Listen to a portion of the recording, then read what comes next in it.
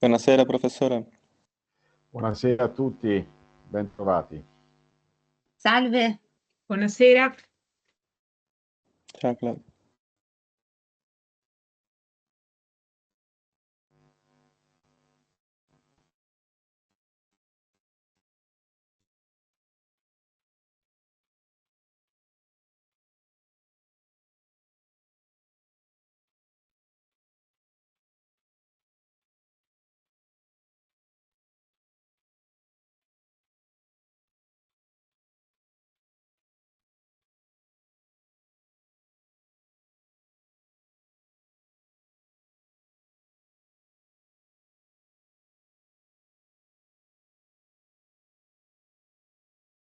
Hi Andrei.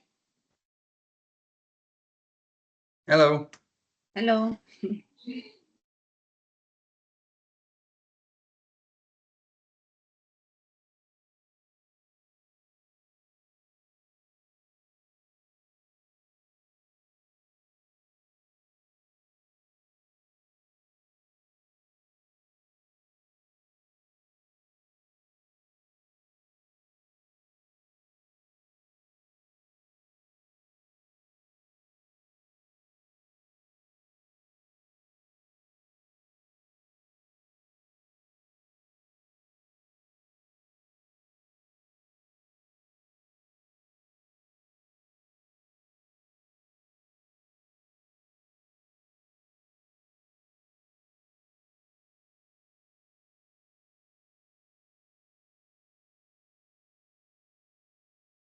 Scusate, mi ricollego fra 2 minuti perché ho un problema. Buonasera a tutti, mi sentite? Sì? Sì, sì. Buonasera. Ok, Stasera. buonasera. Buonasera. Hi Minko, hi Andrei. Ok. Avevo dei problemi al solito con Teams che mi ha fatto riaccreditare da capo. Non so perché.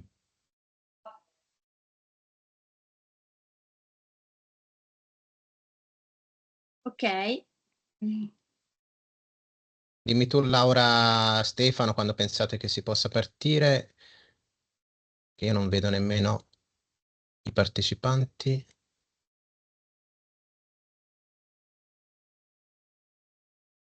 Ok, ora li vedo. Sì, anch'io invece ho dei problemi, ma cominciate pure, io mi scollego e mi ricollego, scusatemi. Stefano, c'è Caracciolo che dice se gli mandiamo il codice, ma aspetta, non ti sentiamo.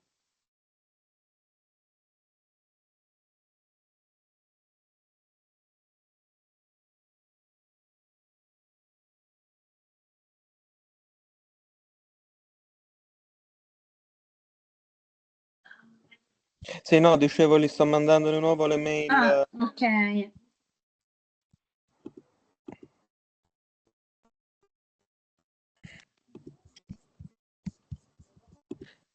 I nostri ospiti avevano tutti promesso di collegarsi fin dall'inizio, quindi li aspettiamo? O... Sì, in teoria sì. Ok, allora aspettiamo, sì. Ok.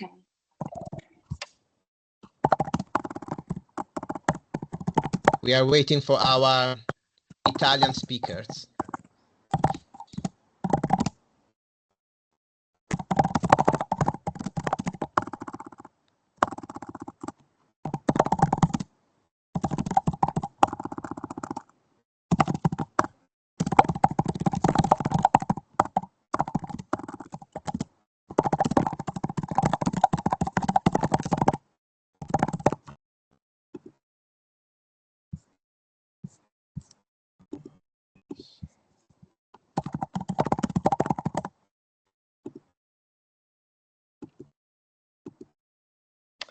Io lo rigiro a tutti quanti perché se per ipotesi.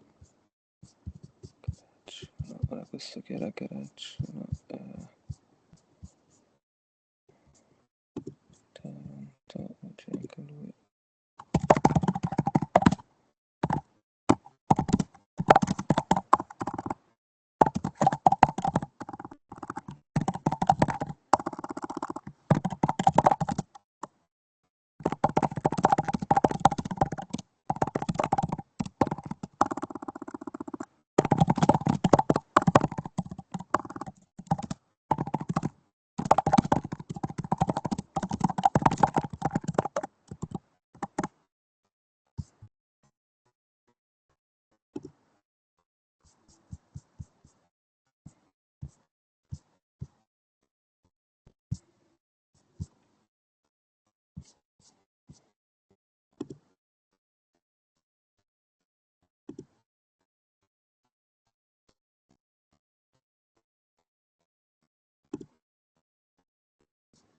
dottor Caracciolo.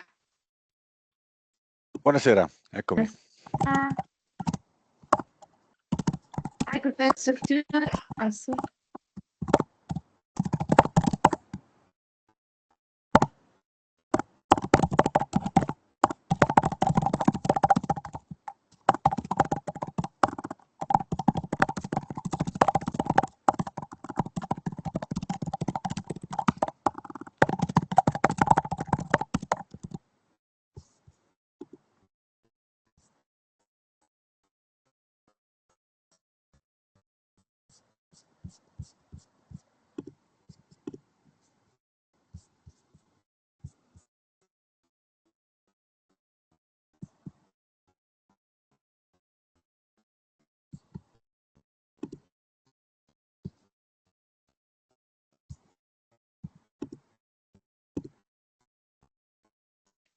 Okay, just a few minutes for our last guest, and then we can.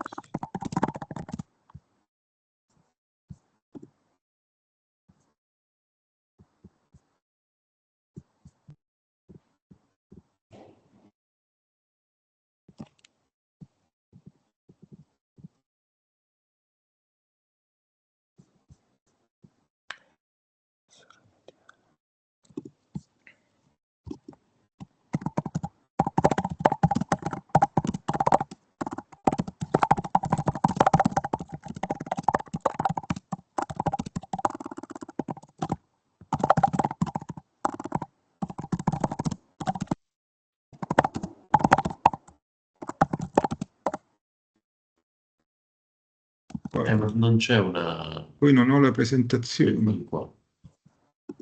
Questa è Turn camera.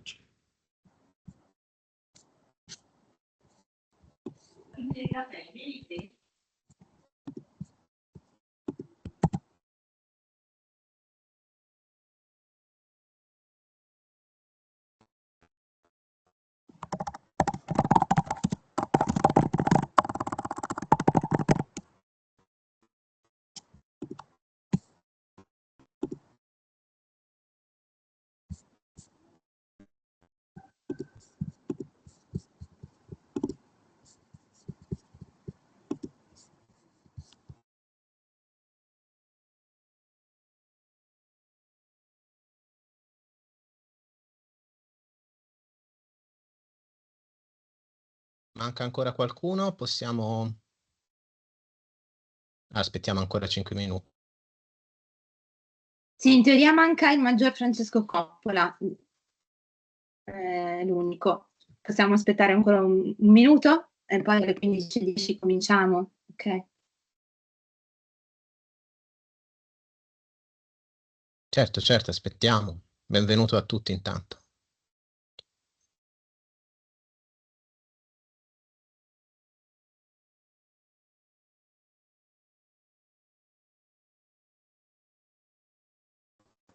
Ecco, no, solo per dire che ho rinviato il link a tutti quanti, spero che funzioni. Il secondo che ha mandato poco fa ha funzionato, io mi sono collegato immediatamente, quindi benissimo. con l'altro non andava. Appena ha mandato l'ultimo, subito ha funzionato. Benissimo.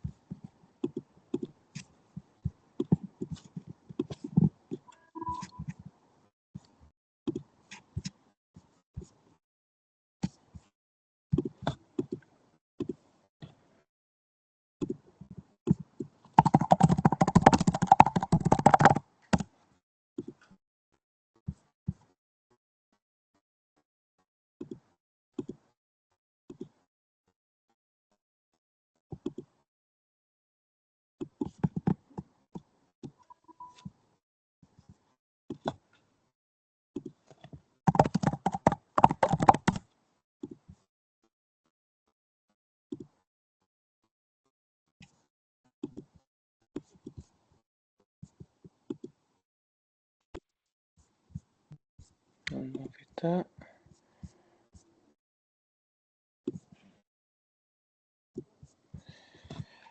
Allora.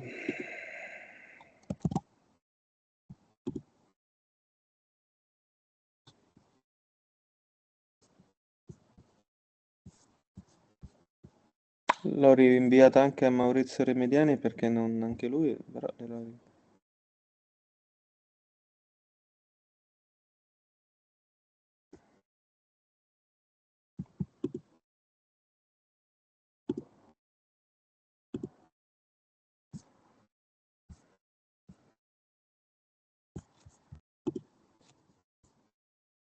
Possiamo cominciare e poi se legarsi, insomma, lo sollecitiamo poi. Ecco. Dimmi tu, forse- Laura. A parte sento che qualcuno sta arrivando. Ecco. Sì, forse-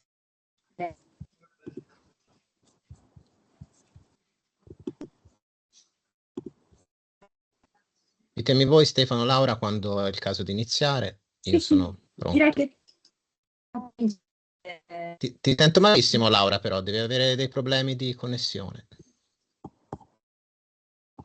provo a collegarmi meglio. Comunque penso che possiamo cominciare.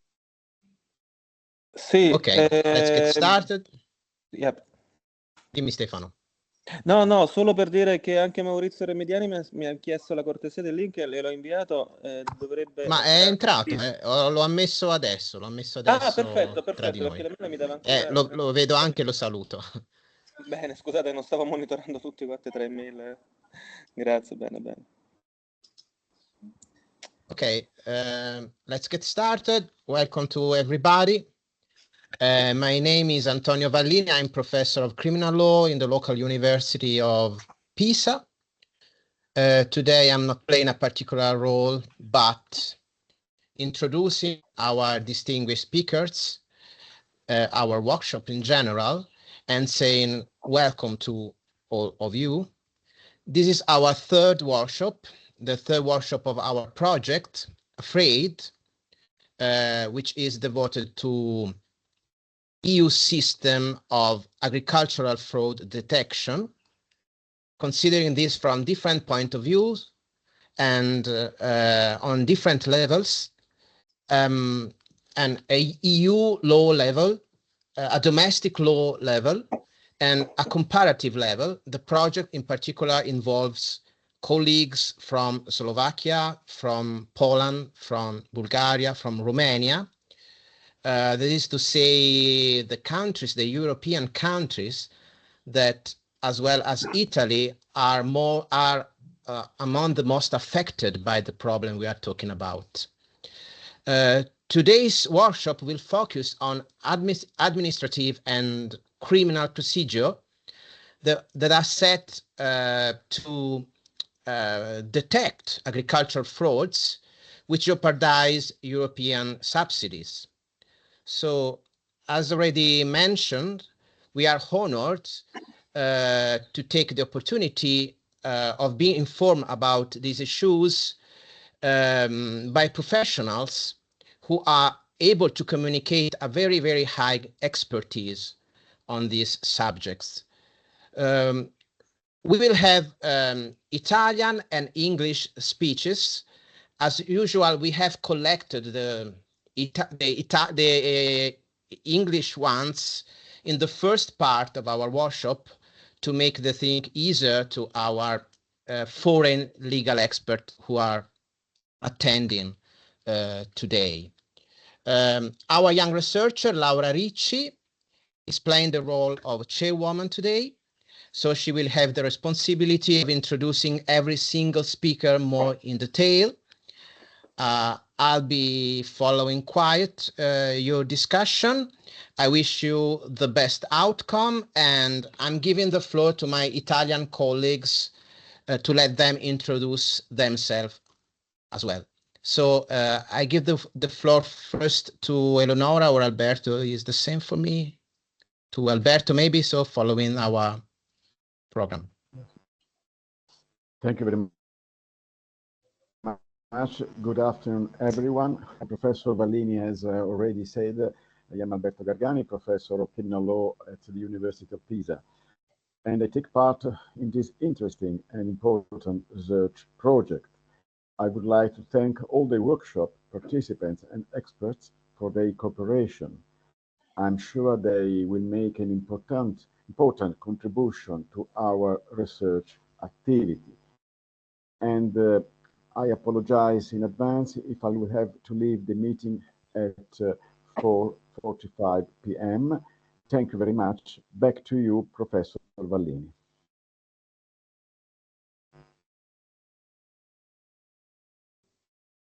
Professor Eleonora Sirsi, please.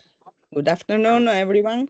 I'm Eleonora Sirsi. I am an agrarist and agrarian lawyer, and I take part of this interesting and important research project. I would like to thank all the workshop participants and experts for this cooperation, and I do not take away space for the speakers. We saw good work for all of us.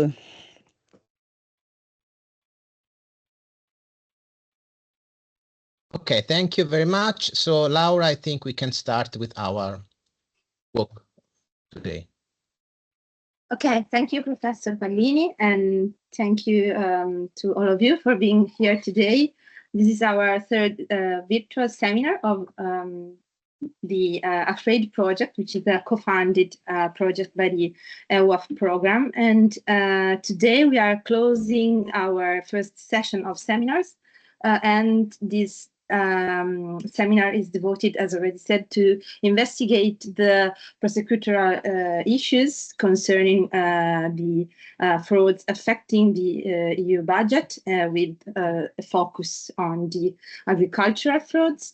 And today we are having first session of presentation in English and a second one, as usual, in Italian. So for those who can only understand English, and especially our legal experts, you are of course invited to stay, but if you have to go for the second session, you are free to leave the meeting, of course. So today we are trying to deal with this topic, which is following the other topics we already tackled in previous seminars. So we started with the issues concerning the mechanism of paying agencies, with a focus on the Italian system. And then we had a second seminar which was more oriented to investigate a criminal, a substantial criminal side of the matter. So we have already discussed these two first sections of our research, and then this third seminar is devoted to, as already said, the prosecutorial issues concerning these frauds. So I leave the floor to Professor Minko Gheorghe of the University of Plovdiv in Bulgaria, because he's today. It is a pleasure for us to hear Minko. Minko is already involved in the project also as a legal expert, and today is having a speech on the financial frauds and the agricultural frauds in Bulgaria. So he will give us an overview on some cases which took place in Bulgaria. Thank you, Professor Georgiev, and I give you the floor. First of all, thank you, Laura, thank you, Professor, thank you, colleagues. I hope my presentation will be interesting about you. The topic of my presentation is fraud with European Union funds, subsidy and agricultural lands. I chose this topic of my presentation because this is a most often fraud in agriculture in Bulgaria. I hope that will be interesting about you. And let's start. Just please wait me to share my presentation. I hope presentation. However, I cannot find. Just a moment, please.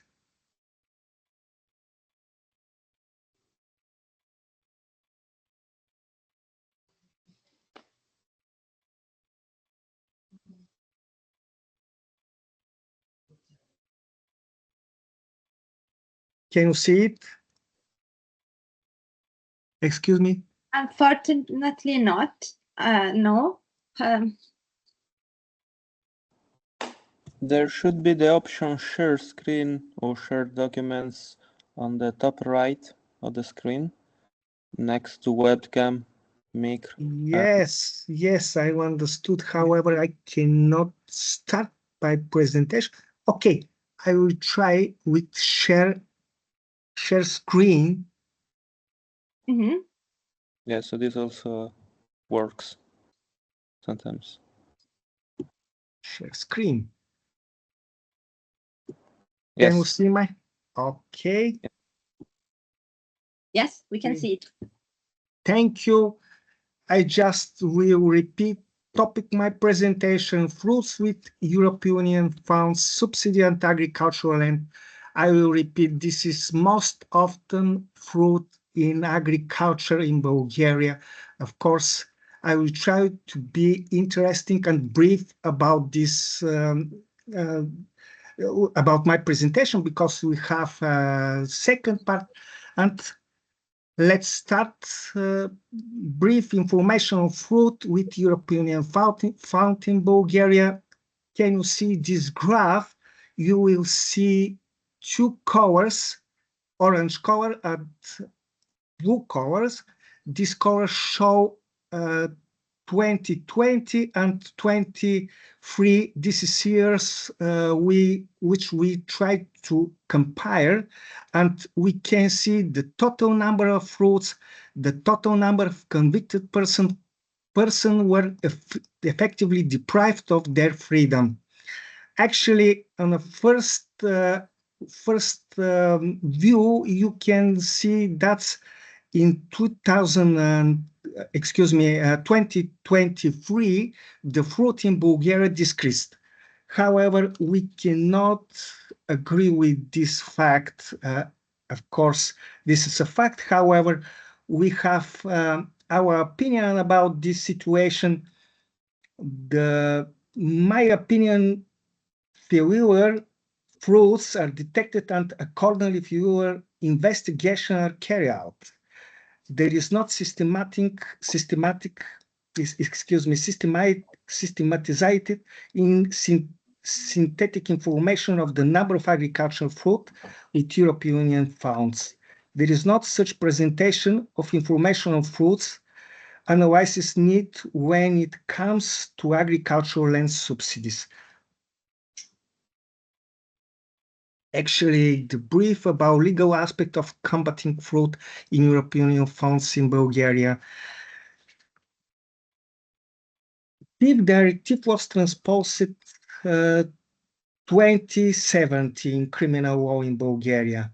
However, at the beginning, the combating with fraud starting 2023, when Bulgaria adopted a new strategy of combating fraud.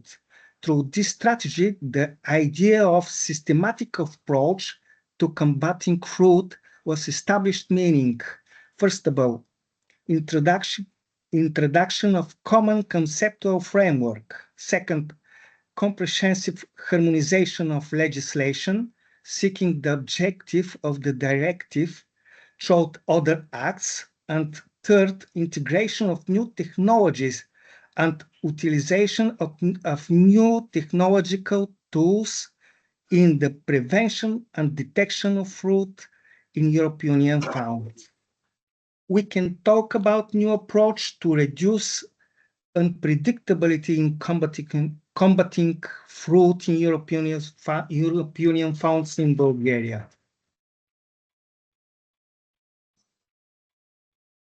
Actually, in this slide, I show the normative basis of fraud with European Union fund in criminal framework. We can separate the criminal fruit with two types of crimes. First of all, substantive crimes. These crimes are directly related with European Union funds, and non-substantive crimes. These crimes are not directly related with European Union funds. I show some typical criminal substantive crimes in this slide. First of all, financial embezzlements, document frauds, false informations, illegal disbursement of fruits, misuse of fruits. And these crimes is not substantive as some other document crimes committed by official persons in public service, crimes affecting the financial and tax systems. Finally, I will try a short conclusion. There is a lack of focus in Bulgarian legislation on agricultural fruit with European Union funds. Logically, there are not specific texts in criminal law for crimes where the fruit are related to the direct paid subsidy for agricultural land. Therefore, the likely direction of change in the special part of criminal code in Bulgaria should be inclusion on agricultural fruit. In some legal acts of Bulgaria affecting agriculture, additional provisions should be introduced to more clearly distinguish the such documents when their use constitutes a crime and when an administrative violations. In this slide, I show the most important administrative body which have a responsibility of direct payments and subsidies. First of all, first agency, this is Agriculture and Forestry Agency, which support the register of contracts of land use. They also manage the integrated system of control and administration. This system support the mapping the areas to be cultivated lands. Applications, documents for participation in the procedure, including requests for subsidy payments, are submitted through them. And second important agency, this is State Fund Agriculture. This is paying agency. This agency is responsible for monitoring, control of activities and payment of the subsidy amounts. Actually, this agency makes control of all activities when we talking about agricultural land, declared border, declared any circumstance and prerequisitions which all farmers must declare for giving of subsidies. Next slide show subsidizing agricultural land use and fruit with European Union funds. This is a short presentation of normative facts which are very important and which regulating the process of payment and giving of subsidies of farmers.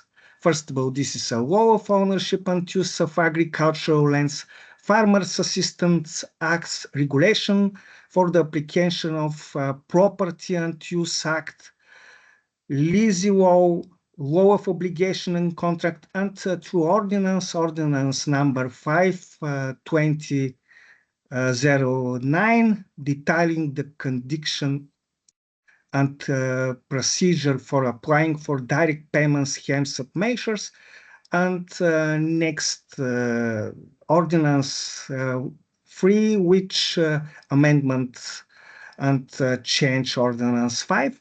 And I just try to explain this is just part from legislation which is regulating these processes. This is just a concrete act which regulating the processes of subsidy of direct payments.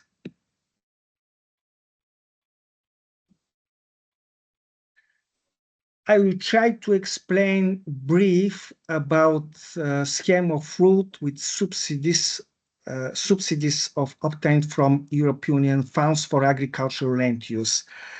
And of course, I hope if you have questions, we will ask it me after my presentations, if anything will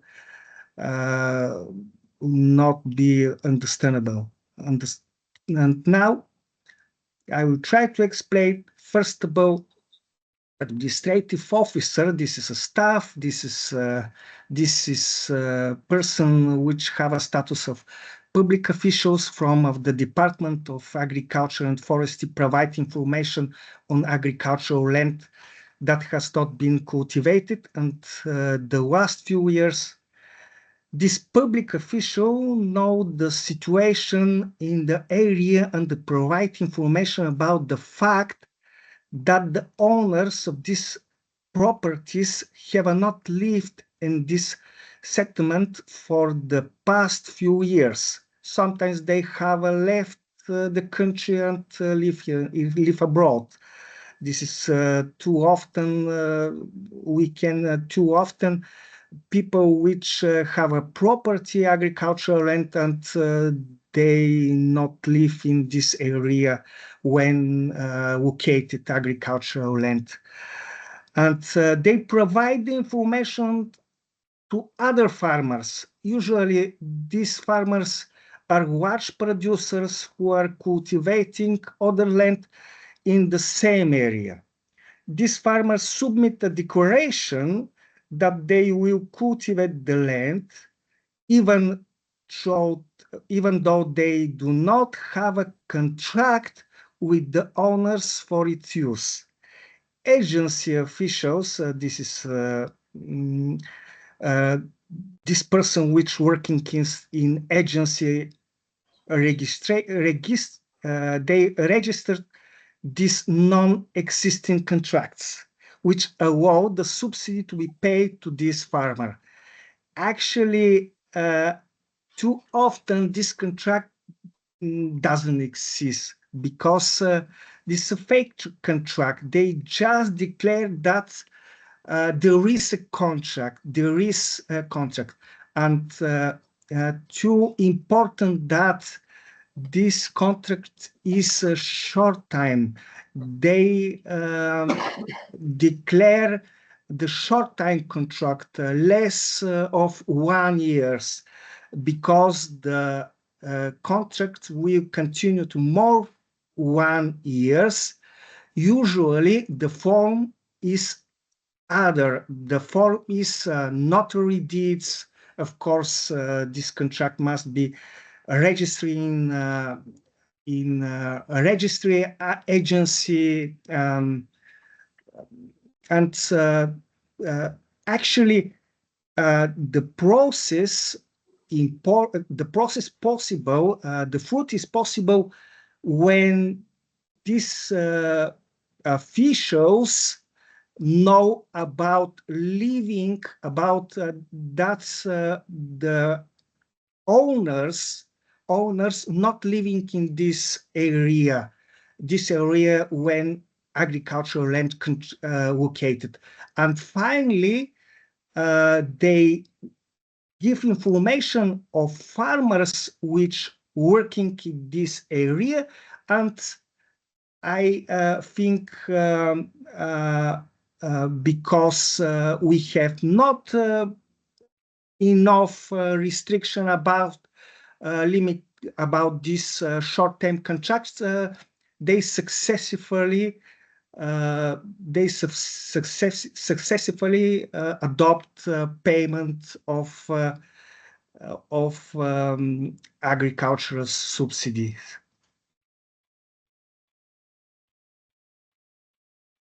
Anti-fraud solution. I will try to suggest just 4 solutions. Of course, this solution is not for change of criminal law. This solution corresponds with my opinion and my vision about change in risk management area. Actually, first of all, technical solution which related to process control. Implementing advanced technological solution to enhance monitoring and control over processes related to subsidy distribution and land use. Actually, we can include some decision which we can successfully do with artificial intelligence and other modern technological tools. Second, integration of information from public registries. If you can integrating data from public registry to cross-reference and verify the information provided in subsidy application, lease agreements, and land use declaration, and if you can this, you will try to make a good and better analyzing of data, and that will help to find disproportion, to find disproportion, to find all distortion of system, of distortion and everything which unusual. And third decision, third solution of course, my opinion, I will suggest verification of information from the civil status register. Cross-checking information from the civil status register, including addresses with the data provided in application under this is Article 69 and regulation of low ownership use agricultural land. This is regulation which make a framework of procedure for payment, direct payment for agricultural land. And this includes short-term contracts without notarization, notarization deeds, and even if registered in this system, this is a system for agricultural integrate. This is a system which integrated all information of agricultural payment, Isaac. And finally, verification of short-term contract. Short-term contract and participants who make these agreements. Verification of agricultural landowners involved in short-term rental contract who are found not be long-term residents to the country or who live in other settlements. Actually, in this, if you have this databases of if you can make quickly check, we will find this person who have too many short-term contracts, and in this moment they have no opportunity to make this contract because too often they not living in this area, and actually that will allow to find and predict behavior which suppose frauds. And finally, excuse me for my suggestion. I will suggest any indicators which correspond with aim of this project, and I will try to explain these indicators. First of all, if you know more for non-compliance for these agricultural lands, which are not, which any farmers declared, and for distortion of declaration dam, we can explain too often whether there is fruits, whether we can see the administrative violations. Actually, that will allow to make a good separation, better separation of this behavior. And second, short-term contracts. I think in most important that to find these prerequisites which are guilty for too much cases of fraud in agriculture. I think the most important prerequisites that's short-term contract, and this contract I told you there is not read, there is not in entry agency registration, and etc. And finally, if you can know more for people who live in another place, for example, in abroad, for example, in other village area, we will know about this prerequisite for how to know that case when impossible, this is not possible to make to any person make a contract, to any person take the subsidy, because actually too often they will not this opportunity, and actually that will be a good indicator for any fruits. Professor? Okay, 1 minute. Thank you. Yes, thank you. This is my explanation. I will explain indicators, and thank you for opportunity. I know if you have questions, I will try to respond, and thank you. Thank you, Professor Georgi. I was just saying that you could speak for another minute if you wanted to explain your indicators, but we could also speak later in a question and answer section.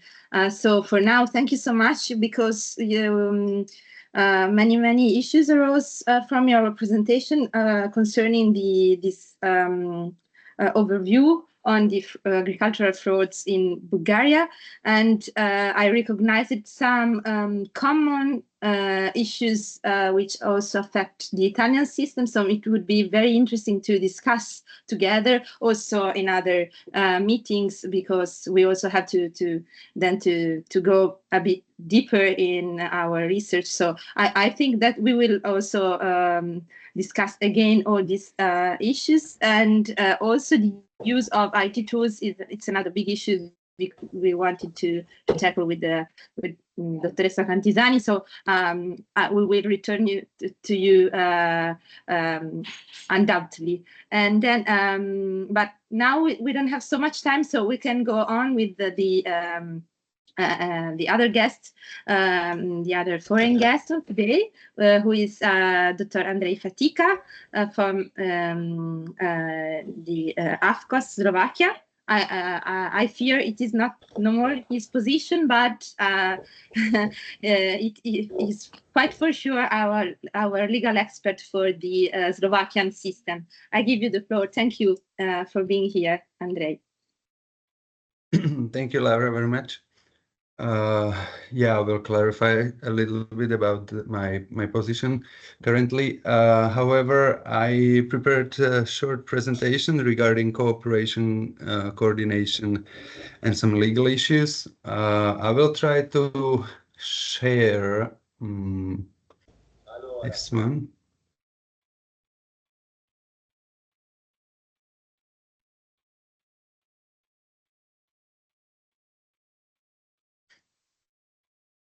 Can you see? Can you see the Yeah. Yes. Okay. And you Yeah. can also Yes, hear. yes. Perfect. Okay. So cooperation, coordination, and legal issues. Yeah, I used to work in Slovak AFCOS, which is located in the government office, actually in section of control, where the national office for OLAF is placed. Well, this is the main structure of Slovak AFCOS. I used to work there, then I was working in OLAF as an investigator, and then I came back to AFCOS. However, after the parliamentary elections last year autumn, I became not very comfortable there, and I became a problem, obviously. So I lost my job like from one day to another. And a lot of changes actually happen in AFCOS and in the Slovak Republic, but we'll get there because there are also other problems, not only this one.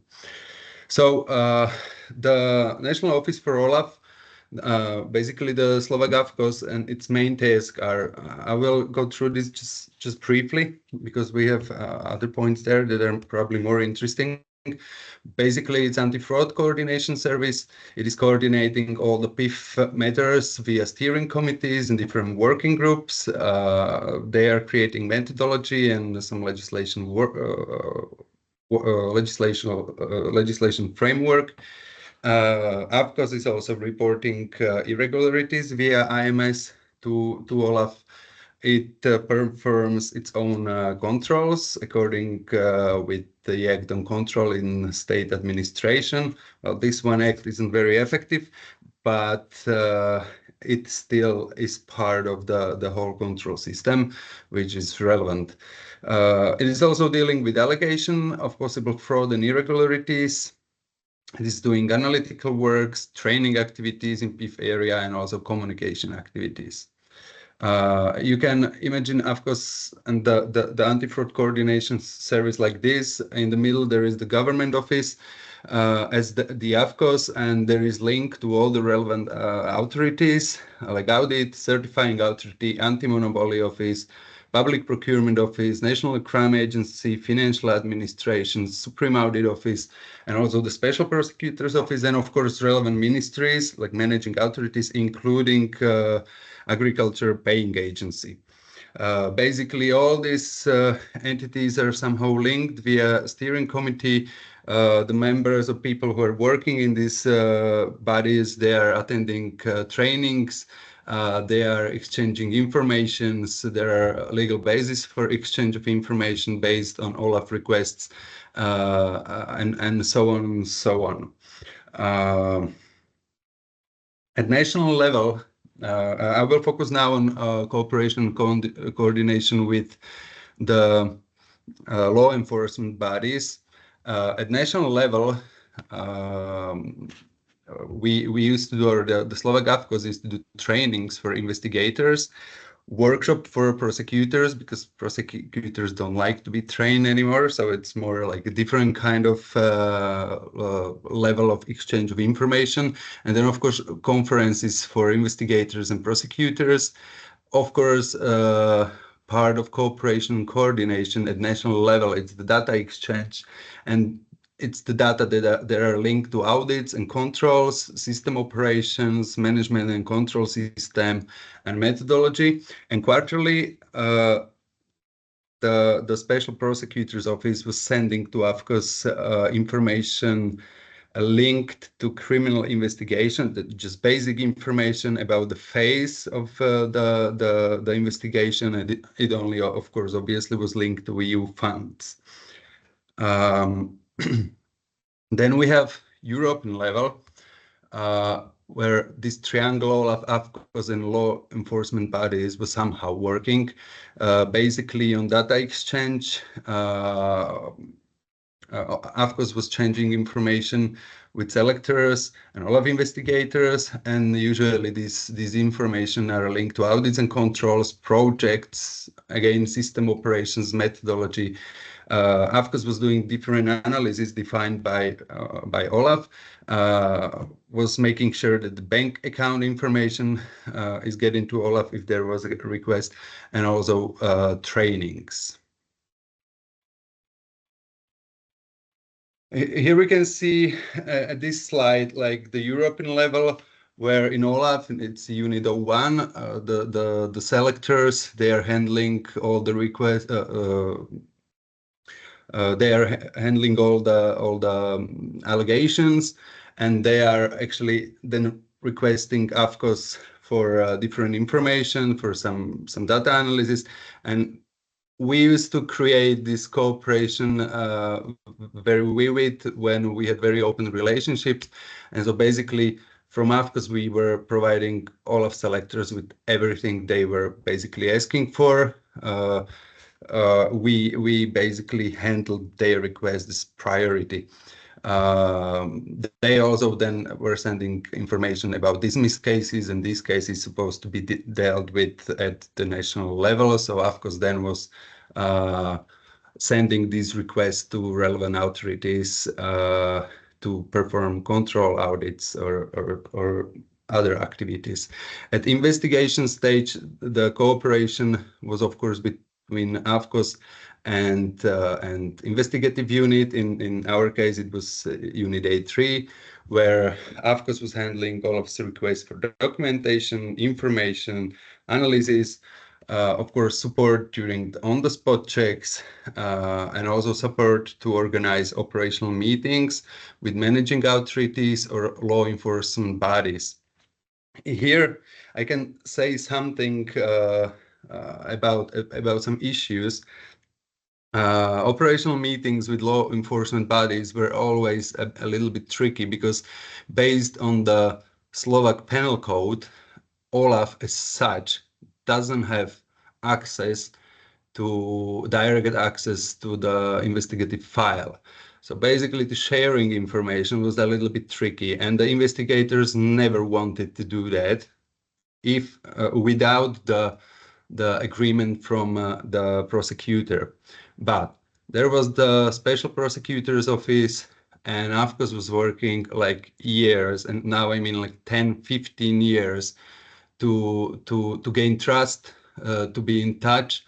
And after all, prosecutors started to be more open, and they usually said to investigators like, okay, you can provide some limited information. Well, but it wasn't the case all the time. And sometimes, which I'm trying to be frank here, it's not like to criticize anyone, but sometimes OLAF wasn't getting information because also law enforcement bodies and investigators at national level wanted to have some information. And then there was a slight problem again. Once it is the national level that is hesitating to provide information, and at the other hand, there is OLAF who is hesitating to provide information. And this is only showing that the trust and cooperation, coordination, these things you need to really grow and take care of the trust, and it's the process that takes a really long time. But I believe, and I can say that in case of Slovak AFCOS and law enforcement bodies, the relationship with OLAF, it was getting better and better year by year. Unfortunately, it is not the case currently. I will later explain why. Let's get back to the slide. We have post-investigation stage, where there is always the question if cooperation is needed in here. Because all of final reports and other closure documents, they have its flow of information and documents to relevant authorities. However, then at national level, this sometimes caused the problem because before AFCOS was getting the final reports and AFCOS was actually managing how the information and data are circulating at national level. Today, it's not the case.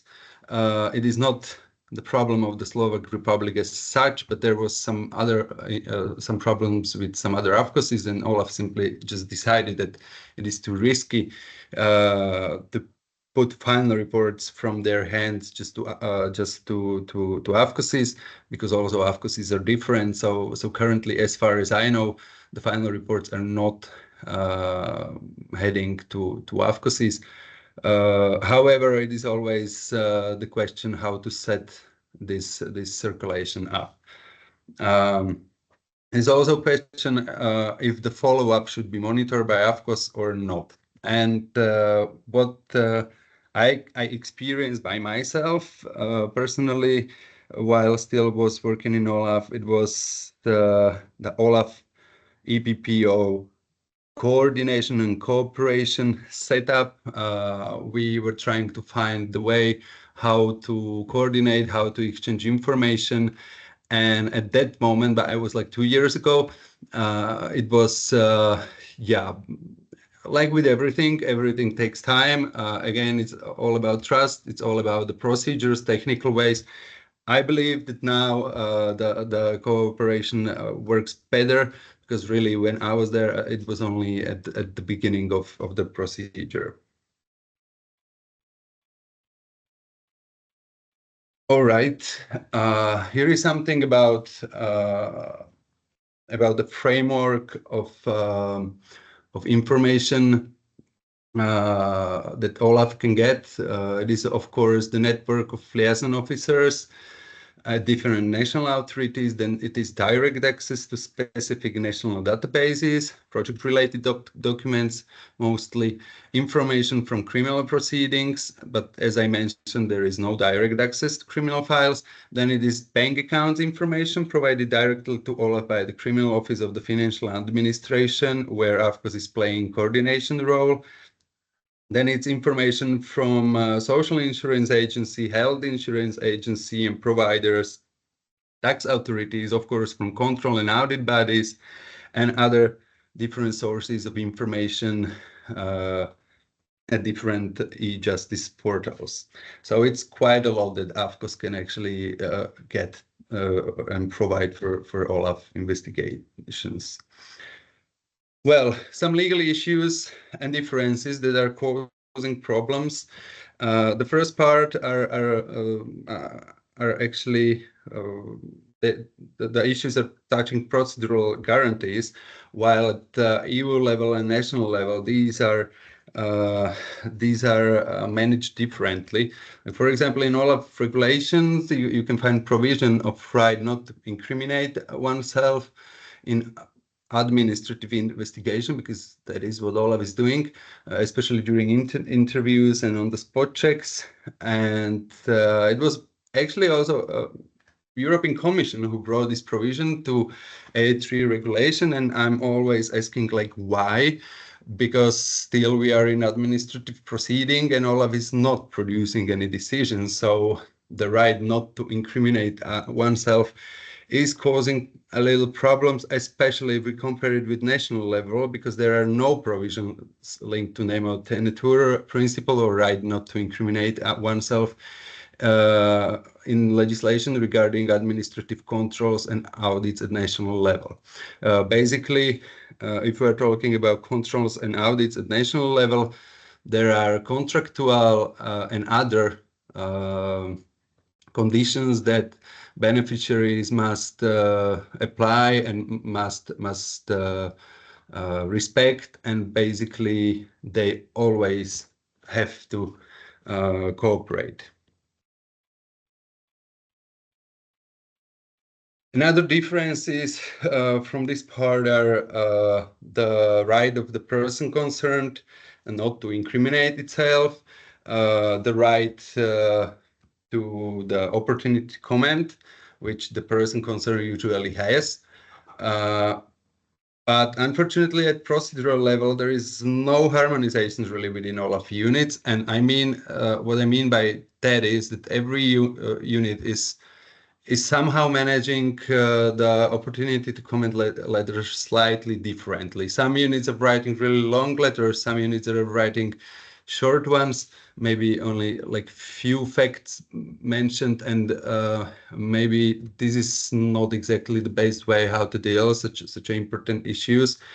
But the most or the biggest issues I realized was that the person concerned, it's the question if the person concerned should have the right to be informed on the closure of investigation, especially in case of judicial recommendations. Because basically, when Olaf closed the investigation and it's linked the judicial recommendation is linked to this investigation, then Olaf, of course, is sending a letter to the special prosecutor's office and informing about the closure and about some main facts, and also providing recommendation where it's written like this action should be considered to be taken. But if at the same time we are writing to the person concerned that the investigation was closed, it is really, it can actually in some cases cause the problem that the person concerned knows sooner than the prosecutor that that the police will come, and this is something that should be maybe more evaluated in some internal methodological procedures. But it's my opinion, of course, only.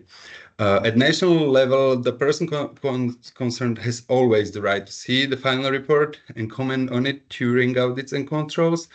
And in case of suspicion of criminal act, the law enforcement authorities are being informed, and this suspicion is not drafted in the final report that the beneficiary or other subjects will not know.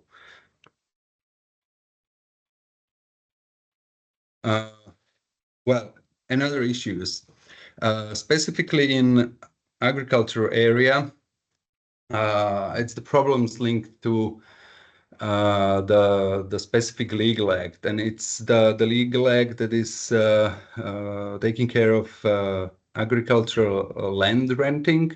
Then it's the act that is linked to the Slovak Land Fund.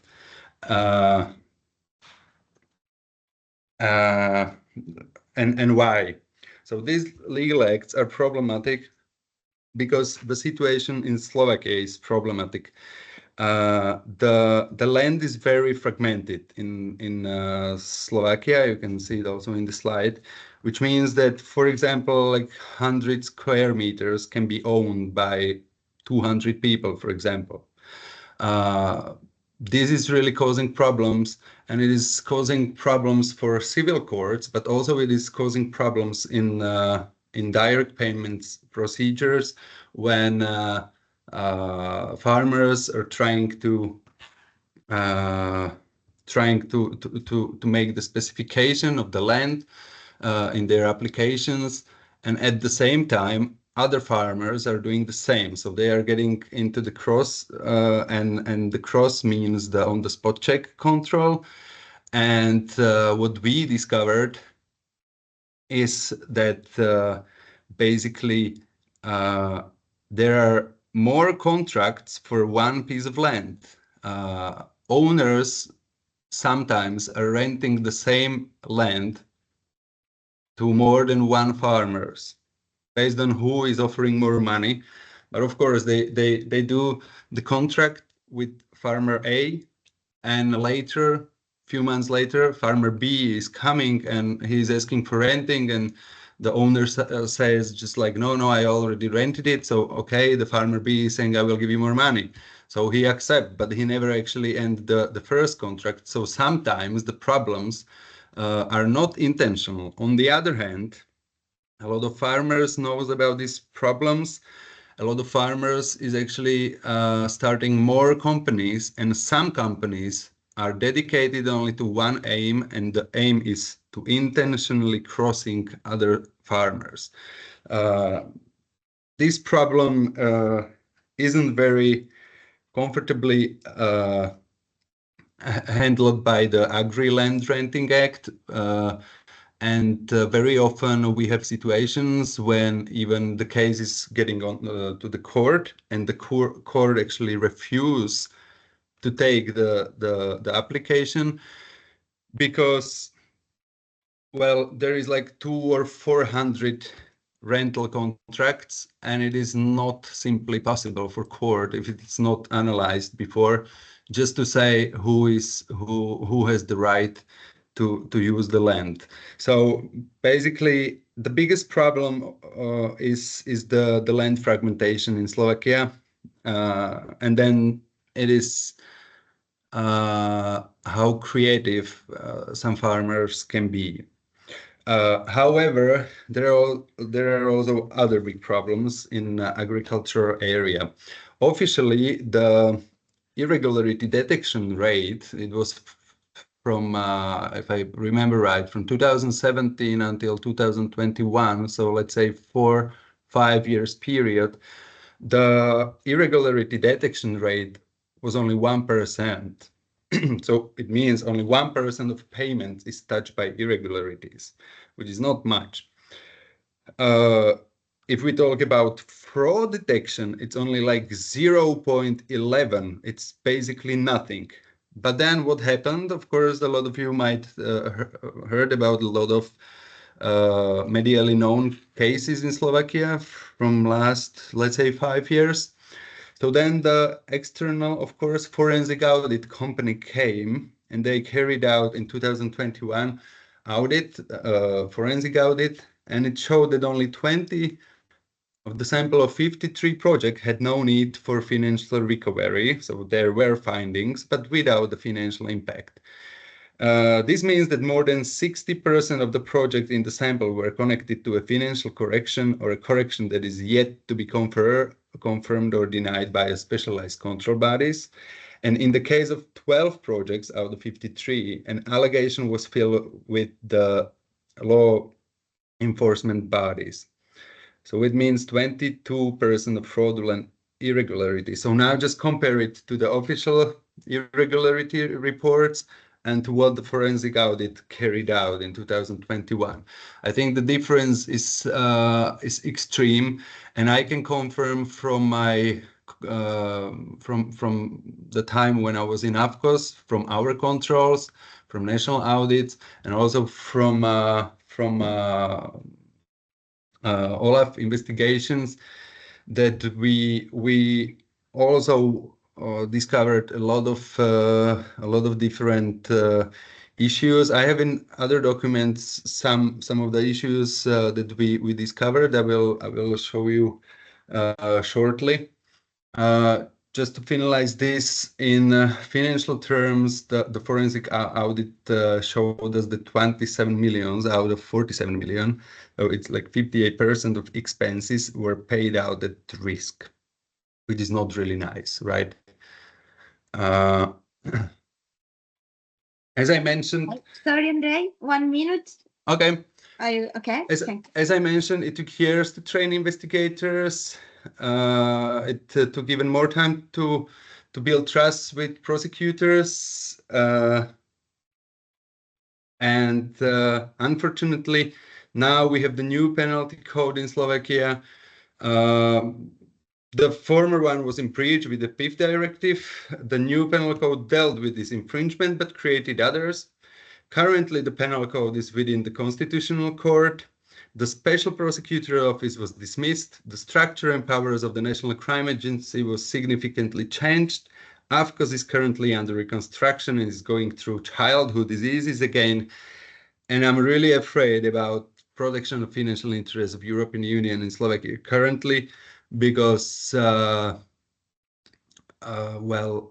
I am also quite a good example how you can lose the job even though you are expert in your area, just without any explanation. And this is actually happening everywhere in prosecutors. And I'm afraid that to build this again will take years. And if we are lucky, we might get there. So let's see what's going to happen with the penal code, but currently the situation is not very nice. Thank you, and in case of any questions, you can contact me at my email, and I can show you this like the last thing. What we found out in the project was artificially inflated prices and poor public procurement procedures, collusion and conflict of interest, documentation fraud, forgery, falsification, various problems at the level of announcing calls and approving projects, insufficiently set eligibility conditions, and the worst probably is ignoring the results of internal audits and controls of other control bodies. That leads up to unregistered and unreported irregularities. So unfortunately, this is how the situation looks like in Slovakia, and yeah, we will try to figure out what to do with all these issues. Definitely, at least one idea is to get everything that is linked to agriculture funds to some public sources, to publish everything, to be transparent, and mainly to do something with digitalizations, because all the procedures at agriculture paying agency are still more or less written by hand or by computer. It is not digitalized, and different databases are not connected, which of course create a lot of space for actions that shouldn't be actually done. Okay, that's it from my side. Thank you very much for your attention. Thank you very much. Brilliant presentation, Andrei, and of course, worrying situation. We hope that things will improve. And thank you also for highlighting some aspects which may arise when in this context. For example, the question of the lack of harmonization between the investigations of OLAF and the national bodies. This is a critical point, I think. And also, thank you for highlighting also these peculiarities of the Slovak systems. And thank you also for providing us some practical examples of irregularities. So we have to go on, and I think that we can just change a little bit our scheduled program. And I think that if he wants, Dr. Vincenti could speak before and the other guests, because I didn't know, but he's going to speak in English. So if he wants, he can have the floor. He's Massimiliano Vincenti from OLAF. Yeah, thanks a lot for the floor. Can you hear me well? Perfectly, thank you. That's good. Yeah, I would like to change a little bit the point of view and give you just draw your attention on the political side of the issue, because as you know, the European Anti-Fraud Office is part of the European Commission. So of course we are an investigative body. Just to give you a rough idea, we are structured in 4 directorates. Roughly speaking, A is taking care of expenditure, B is taking care of revenues, and C is IT and legal support, and D is dealing with anti-fraud policy. So we are also very much involved in drafting new anti-fraud policy and pushing this legislation to the legislative cycle. So with the co-decisors, the Parliament and the Council. I'm an investigator me myself, so I can give you an overview of the relationship with the other departments of the Commission. and specifically with the Director General for Agri, because we always say that we protect the financial interest of the European Union, which is fine. But in this case, who is the European Union? Is basically Director General for Agriculture and Rural Development. So they are the one who defines when the interest of the union is damaged. I mean that it's difficult to give you a summary in a few minutes of the endless discussion that we have with them. But when we are talking about fraud or irregularity, me myself, I'm trying also to think who is the one who is harmed, where is the damage.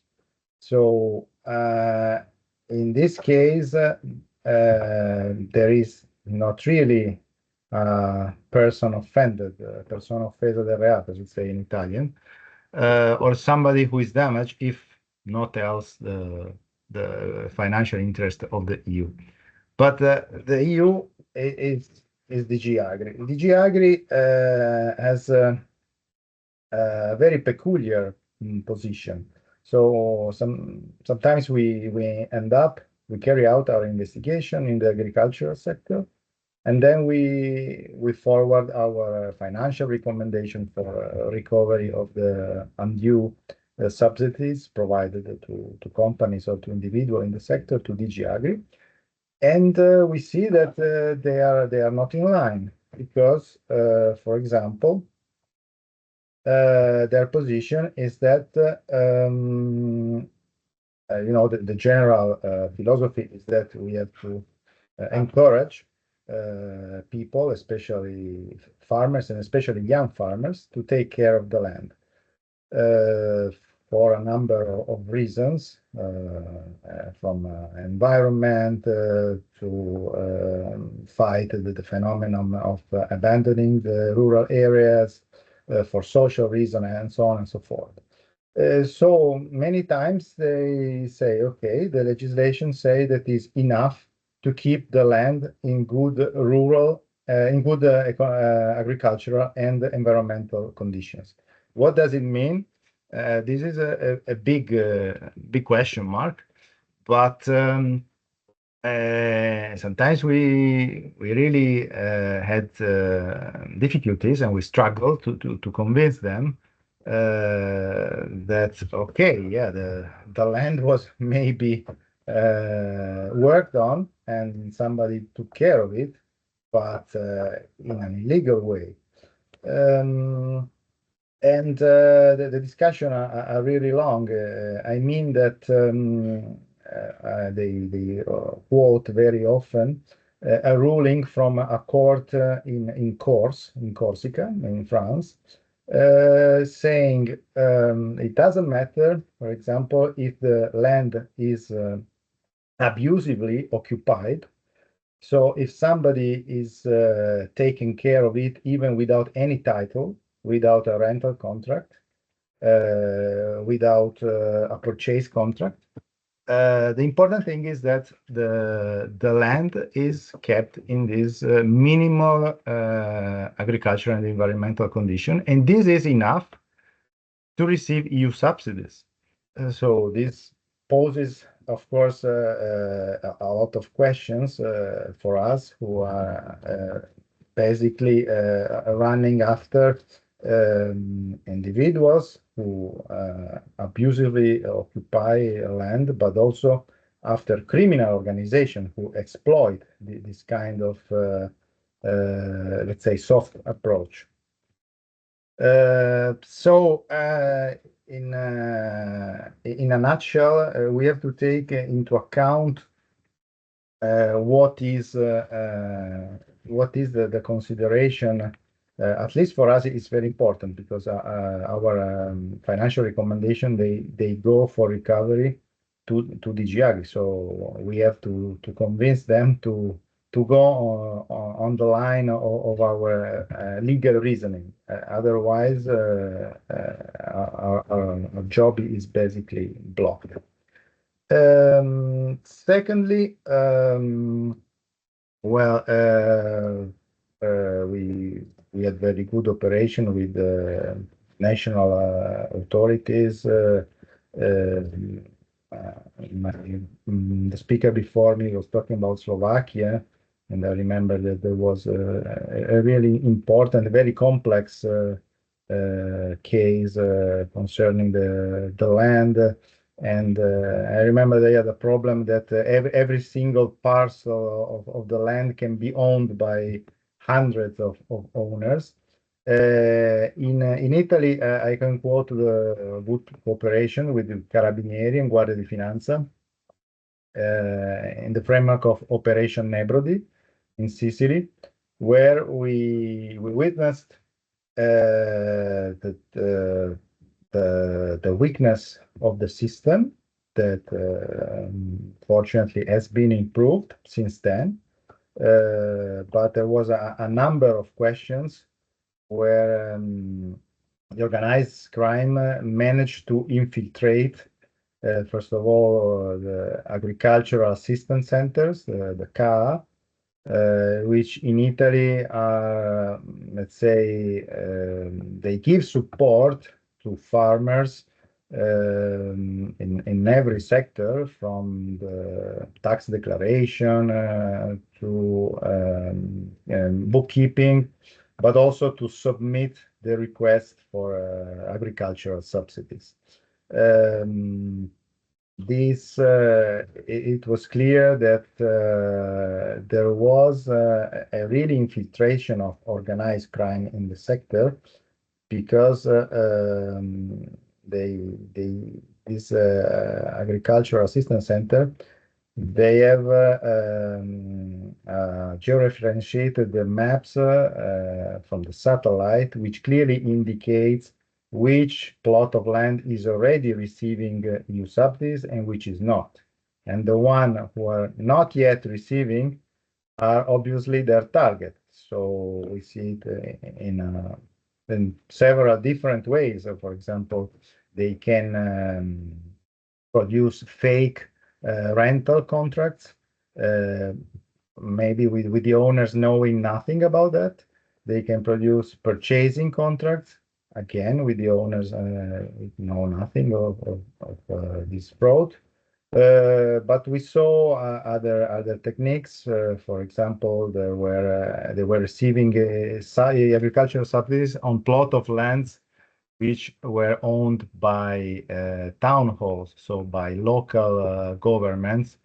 And this goes without saying, is with the cooperation of somebody inside the office, because it's impossible that nobody knows that a small village is renting out a plot of land to a private. We saw other things. We saw EU subsidies received on lands which are not fit for agriculture. So the top of mountains, or the harbors, the airports. So this was a really bad situation. I would say that since then the landscape and the environment has improved.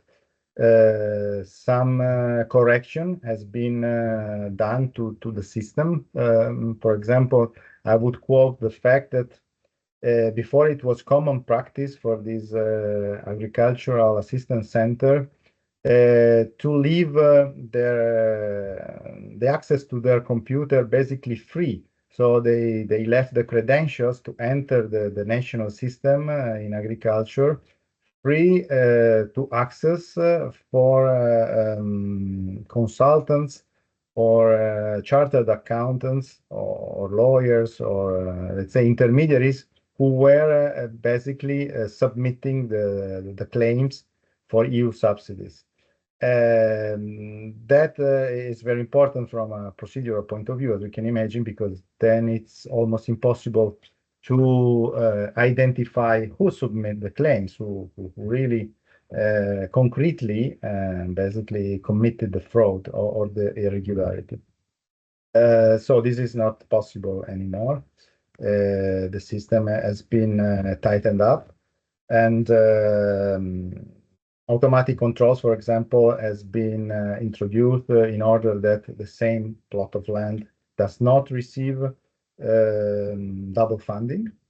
But still, there is a space for improvement, as you can imagine, because this is one example that we really had, we struggled, because I remember that in Rome airport, well, they were taking subsidies on the let's say on the airport runaway for airports. And the justification was they were cutting the grass twice a year. This was considered sufficient for DG Agri. So you can imagine the different mindset that we have sometimes, from investigators to policy makers. I would conclude saying that the topic is very, very relevant, because still agriculture counts for 31% of the total EU budget. So we're talking about billions. The role of Olaf is, of course, in coordination with the European Public Prosecution Office. From the time of Andrei, we made some improvement, I have to say, in the last years. The real added value, in my opinion, that Olaf can provide is where the fraud or the irregularity is transnational. Because in Italy, for example, I'm Italian, so I mainly deal with Italian cases, but I also went to Romania and to Bulgaria, where, by the way, there were Italian criminals. So no country is let's say spared, because we noticed that they know their job, they know how to do that. So we found basically cells of the Italian organized crime setting up a shell company in the middle of nowhere in the countryside of Romania or Slovakia, receiving some EU subsidies, possibly paying bribes to some local official who should control it, receiving the funds, and then when some alerts is just flagging or popping out, disappearing and going to another country. So the message is clearly that we are all on the same boat. We should act as a front. Otherwise, they exploit the weakness of the system. And exactly, the added value of Olaf is when the fraud is widespread, because I'm dealing with it since 5 years. So this is my experience. Before I was dealing with the revenues. But what is really striking in many agricultural cases that I had is that the irregularity of the fraud most of the times is very small if we take the scale of only one farmer or one beneficiary, but most of the time is widespread. So it's really time consuming and resource consuming. And it was really a great help for me, the help of the IT analyst and the support who can tackle it from a systemic point of view. Because I went to Sicily, for example, and look for the fraud of one farmer. He was bringing me in the middle of the mountain and say, this is my plot of land, that is not. But it's really time consuming, and at the end of the day, you end up with a very small result, while the organized crime is playing with numbers. So the systemic approach for me is really essential, and it was of great help for me, the analyst help. So this is the message that I want to pass on. Olaf can do that. We have a department dealing with the IT analysis, which are very efficient and can help in tackle this kind of problem that you like. Thanks a lot. Thank you, Dr. Vincenti. Thank you for sharing with us with this precious point of view of someone who's working on these issues on the ground, I would say, and from a practitioner point of view, and also for giving us some useful examples of how could Olaf be more, could improve his operational aspects in this field. I will have a couple of questions, but I think we could wait for the question and answer, unless you have to go now, but I don't know. Okay. I know, but that Dr. Fatica has to go because he has another meeting. So if someone has questions for him, you can ask now or just leave a message to me, or and I can then share with Andrei. So if it's okay, I would go on. And okay, so bye, Andrei, and see you next time. Goodbye. Thank you. See you next time. We really appreciated your intervention, and let's keep in touch, of course, and have a good job. And then it was scheduled again. Dr. Francesco Caracciolo should speak now, but from a content point of view, it would be better to listen before to the presentation of Dr. Di Taranto. But I fear that it would be in Italian, or so I would suggest to Dr. Caracciolo to speak now, and later we will. As you okay. wish. So please, Dr. Caracciolo is part of the European Public Prosecutor's Office, and today he's having a presentation on the cross-border investigation topic and some related issues. So I give you the floor. Thank you, Dr. Caracciolo. Thank you, Laura. Good afternoon, everyone. While I shortly introduce myself, I will share my screen.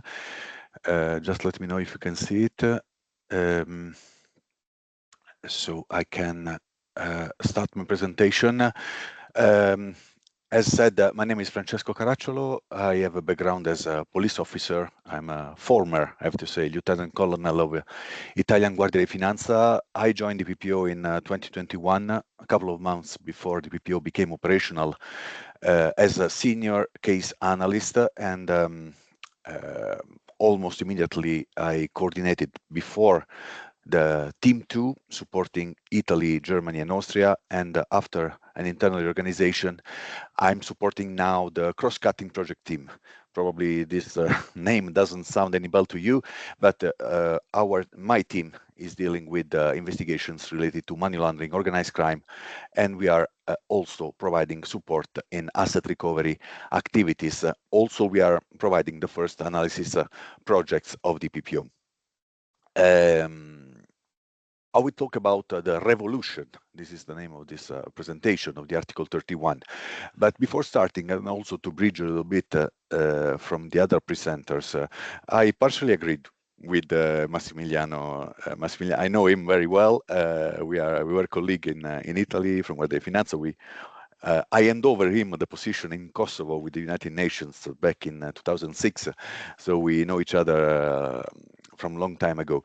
I see a lot of cooperation with Olaf. I confirm that it has improved a lot with the PPO, but I see the I see Olaf supporting a lot the investigations where the expertise at national level is missing, and is missing in many countries, but not, Massimiliano, allow me to disagree with you about of course, not in total, but about the cross-border activities, because today, about the Article 31, you will see how easy it is now for the PPO to work in the EPPO zone, as we call it. And also to bridge a little bit with the first presenter, Professor Minko Georgiev, about the importance of detection. It's one of the topic of this project, agricultural frauds detection. Few days ago, the chief prosecutor, Laura Kövesi, was interviewed by the parliament, by the EU Parliament, and she was providing some statistics and for the Recovery and Resilience Fund. The PPO had last year in 2023 250 investigations. 220 were located in Italy. So the question to from the members of the parliament was why all these cases in Italy? And their frank reply was because in Italy there is Guardia di Finanza. So the importance of having a specialized law enforcement body, the capacity of detecting in advance the cases, the possibility to have some frauds. When Professor Minko Georgiev said about his ideas on how to improve the capacity of detection, this is reality in Italy. This is already happening, the use of artificial intelligence, the cross-matching of databases. I'm not here to talk about this. The focus is on Article 31. About this, also, I joined the PPO out of frustration. I always say this, because whenever there was a cross-border activity, it was a mess. You had to convince, first of all, the public prosecutor, then the cooperation with the counterparts across the Alps or, or across the sea. Italy is almost completely contoured by water. It was always very, very difficult, time consuming, stressful, not effective.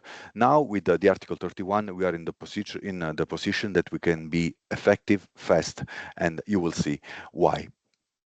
So all this is over. I will be very quick about the Article 31 a little bit from a very theoretical point of view. Then we will go in practice how we work in a cross-border activity and how the central office is supporting the EPPO activities. So two very important concepts at the very beginning. Is it correct to talk about international cooperation when we go to the PPO and the use of the Article 31? Because there is a very important concept. The single office, the PPO is a single office with a decentralized structure. As the Article 8 says, the PPO shall be an indivisible union body operating as one single office with a centralized structure. So in the PPO zone, 22 participating member states, Poland joined in February. Now we are only waiting for the EDPs to be appointed. And also the 5th of June, Sweden also formally asked the Commission to be part of the PPO. So we are almost to 24 out of 27 member states. In this territory, there are no borders. And you will see how it works. Another important point is that the investigative measure, search, tailing, observation, phone interception, whatever, is not requested, is not begged to someone else. The measure is decided in the country of the handling EDP and assigned to the assisting EDP located in another country and has to be executed. So in this way, everything is very, very fast and efficient.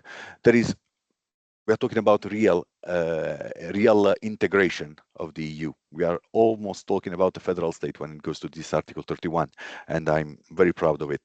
I really love the possibility offered by the Article 31. So how it works, where a measure needs to be undertaken in a member state other than a member state of the handling European delegated prosecutor, the latter shall decide on the adoption of the necessary measure and assign it to the European delegated prosecutor located in another member state. So is the handling, of course, there is an handling and an assisting EDP, or more assisting EDPs. For handling EDP, we consider the European delegated prosecutor where the bulk of the case is located, let's say in Italy, and there is someone who will assist in another country. Is the handling EDP who decides on the grounds for executing a certain investigative measure, and then it is assigned to someone else in another member state, to another EDPs located in another member state. The measures available to the EDPs are listed in the Article 30. Search, take any conservative measure, obtain the production of any relevant object or document, obtain the production of stored computer data. There is also the possibility to perform confiscations, to freeze the instrumentalities or the proceeds of crime. And this is the final goal of the PPO. We can intercept electronic communication, track and trace objects, and control delivery of goods. Of course, there are some conditions for executing these measures. Is this list an exhaustive list? No, because the fourth paragraph of the Article 30, there is the possibility for the European delegated prosecutor to order or request measures in other member states that are available to prosecutors under national law in similar national cases. So, for example, in Italy, the observation is a typical act of the law enforcement. So this can be asked, can be assigned as a measure, even if it's not listed in the list that I showed you with the previous slide, can be assigned to someone else in another country. One principle, very important, is the principle of proportionality. These measures can be assigned if there are no less intrusive measures available which could achieve the same objective. So if, for example, Austria is requesting to Italy to perform a search to obtain the invoices issued in a fraud, an agricultural fraud, maybe the Italian EDP will suggest to the handling EDP located in Austria that in Italy there is a database where we can retrieve all the invoices issued at national level. Less intrusive, we can obtain the same objective. Is it possible also to order or request the arrest or pretrial detention of the suspect or accused person? And if this person is located in another country, through the European arrest warrant, also perform the arrest of people investigated under the EPPO. Article 31 is the rule. This is obtained indirectly by the 6th paragraph of the Article 31, which states that if the assigned measure does not exist in a purely domestic situation, but would be available in a cross-border situation covered by legal instruments on mutual recognition or cross-border cooperation, the EDP concerned may, in agreement with the supervising European prosecutor, have recourse to such instruments. This means that we can have recourse to the traditional instruments of mutual legal assistance only if the Article 31 is not applicable. Before going on a quick view on how the Article 31 works in practice, it's important to remember also that the European delegated prosecutor shall act in close cooperation by assisting and regularly consulting each other in cross-border cases.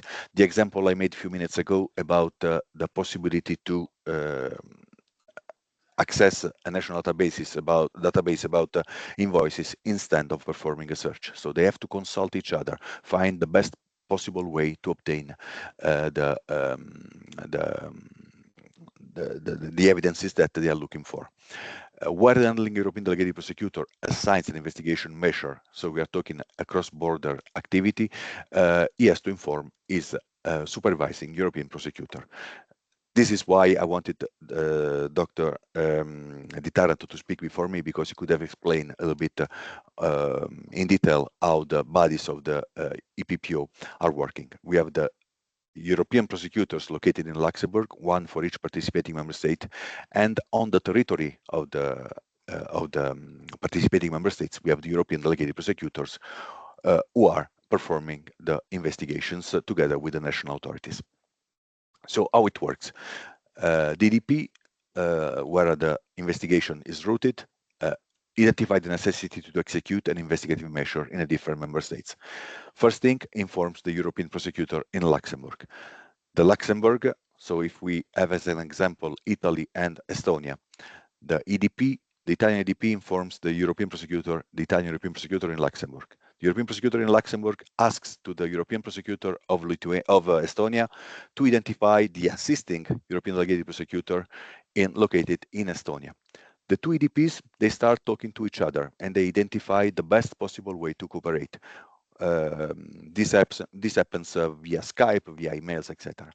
When they identify what kind of measure is necessary, what is the best possible way, the measure is formally assigned in the case management system. We have this secure way of communication between the EDPs. It's written in English, it's transmitted to the assisting EDP. The EDP in the assisting EDP will execute this measure, and the results of the activity will be transferred to the handling European delegated prosecutor. And these are evidences, and they will become immediately part of the case file, and they can be used in the prosecution activity directly in Italy, if we stick to this example. Again, the communication is quick, is immediate, is secured, and there is the constant communication among the two EDPs involved, and the results can be directly used in front of any court.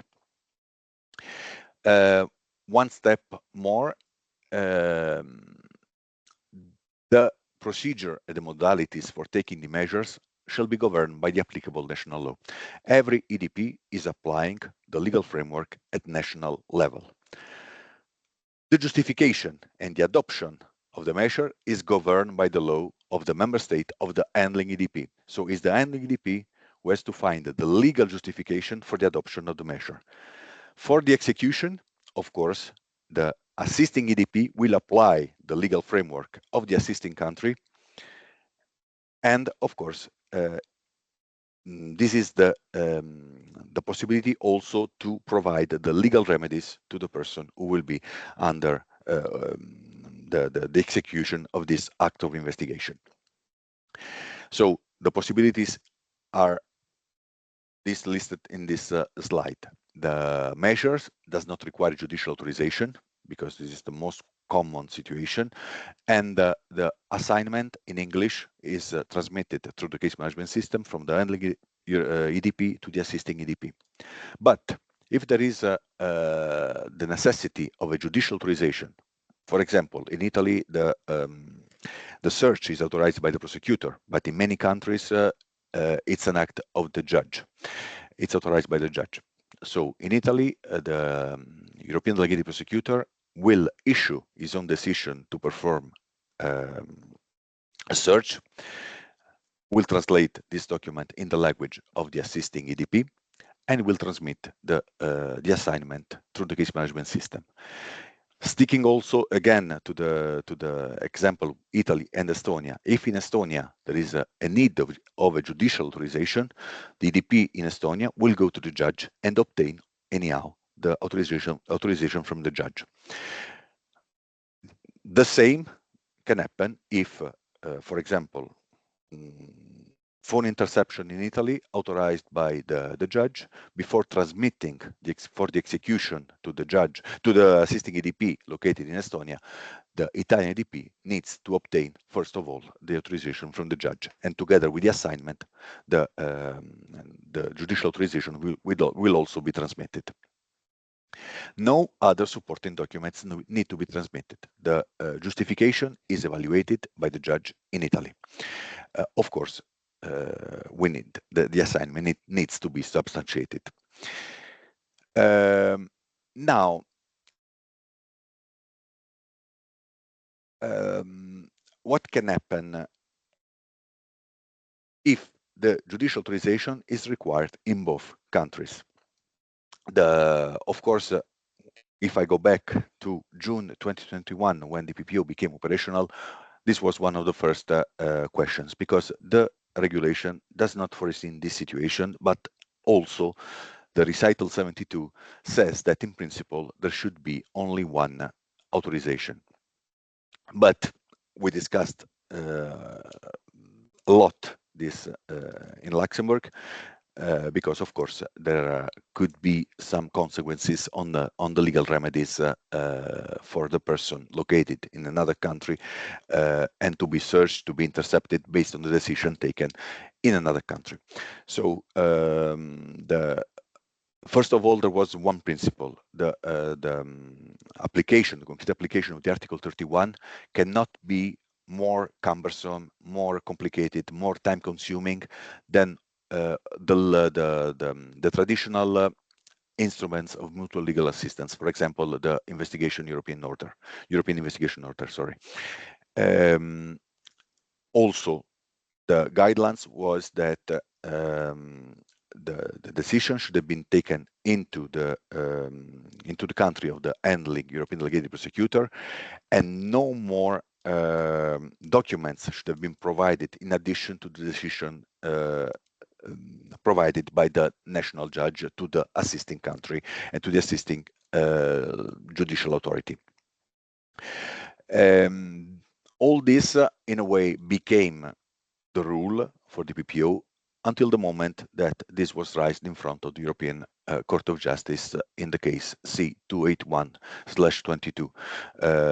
This was a concrete case where the Austrian authorities, receiving a decision by the German judge, requested, the Austrian judge requested all the case file, all the case material, because he wanted to go into the details. He wanted to decide on his own if that measure was justified or not according to the Austrian legal system. Of course, this would have meant the complete blocking of the Article 31, all the speediness, all the wonderful concept of cooperating without borders between the countries participating in the PPO regulation would have died. Luckily, the European Court of Justice decided exactly in the same way we started thinking at the central office, meaning that the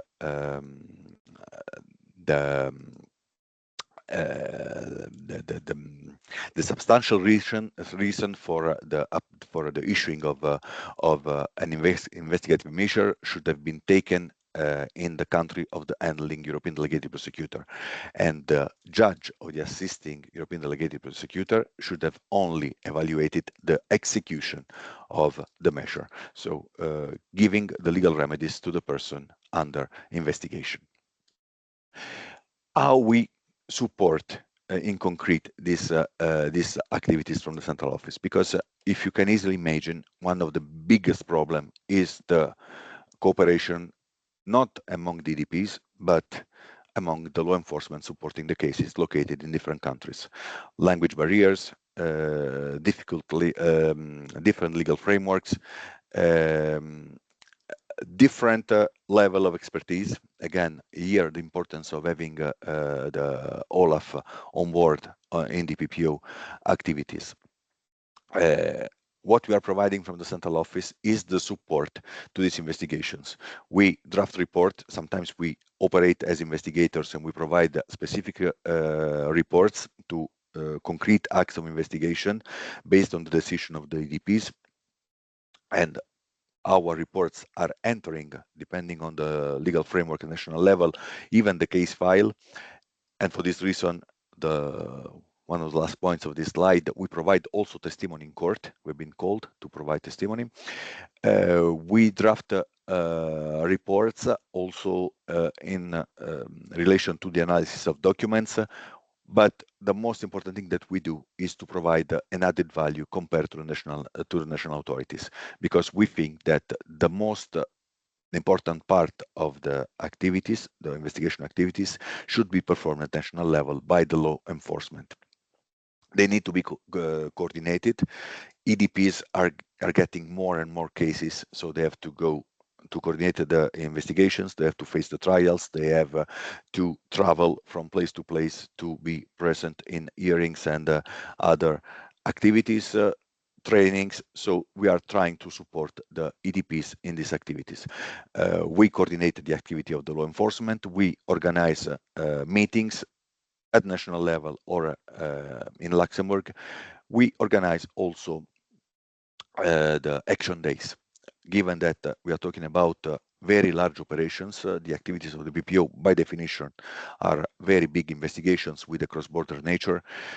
I made an example very easy, Palermo and Tallinn, Italy and Estonia, but in many cases we are supporting action days with 14, 15, 16 countries involved, especially in VAT frauds, which is not the focus of this seminar, but also in expenditures fraud. We are having many countries involved in these activities. What is the importance of this? Two examples to finish my presentation. We had an action day organized by the EPPO office in Turin. We were performing some searches in another EU member state. If I remember correctly, it was Slovenia. We identified that one of the suspects had some bank accounts located in Romania. Given to the fact that we had already contacts with the law enforcement agents located in all these countries, we managed in less than 3 hours to freeze these bank accounts located in Romania. We translated the EDP made his decision to freeze these assets. We translated in Romania. We sent the decision through the case management system to the assisting EDP located in Romania. The law enforcement were already on the spot, and in less than 3 hours we managed to freeze these assets. So my frustration at the beginning was completely gone, because this is the dream of every investigator at operating in cross-border cases. And recently also we had another case where the suspects were supposed to be in one country, but they were traveling. They decided to have a stopover somewhere else, and again in real time we managed through the location of their telephones, through the use of GPS, through the cooperation with the law enforcement, to arrest them in a completely different country compared to what we were expecting. So these are some concrete examples of how good it is, the application of the Article 31, the good results that is providing. I was asked recently in another meeting a very straight question, but is it working? I can say yes, it is working, and it's working very, very well. So okay. This is my presentation, of course, available for any question you want to ask. Of course, the presentation will be available for you. Okay. Thank you. Thank you. Thank you, Dr. Caracciolo, for this presentation. And I think it is a very powerful tool, and it can, it overcomes some frustration, on the side of investigators. Maybe some questions would arise from the side of this suspected, but I'm not an expert in criminal procedures, so I won't ask any questions about it. But interesting would be to understand also how this this cooperation is undermined by the alignment of frameworks, of legal frameworks, and of the difference among member states concerning criminal offenses, but I think that we could just wait for the question answer moment later for these questions, and if you agree, we could go straight on to the Italian part of the seminar. And if Professor Georgiev has to go, if you have to leave, yes, okay. I invite everybody to ask him questions about his presentation. Otherwise, we can go on with the Italian part. Okay. So, Professor Georgiev, see you next time, and we will have other. Thank you. Yes, we will for sure discuss further on what you were talking about. So, bye, and adesso allora lascio la parola al dottor Alessandro Di Taranto.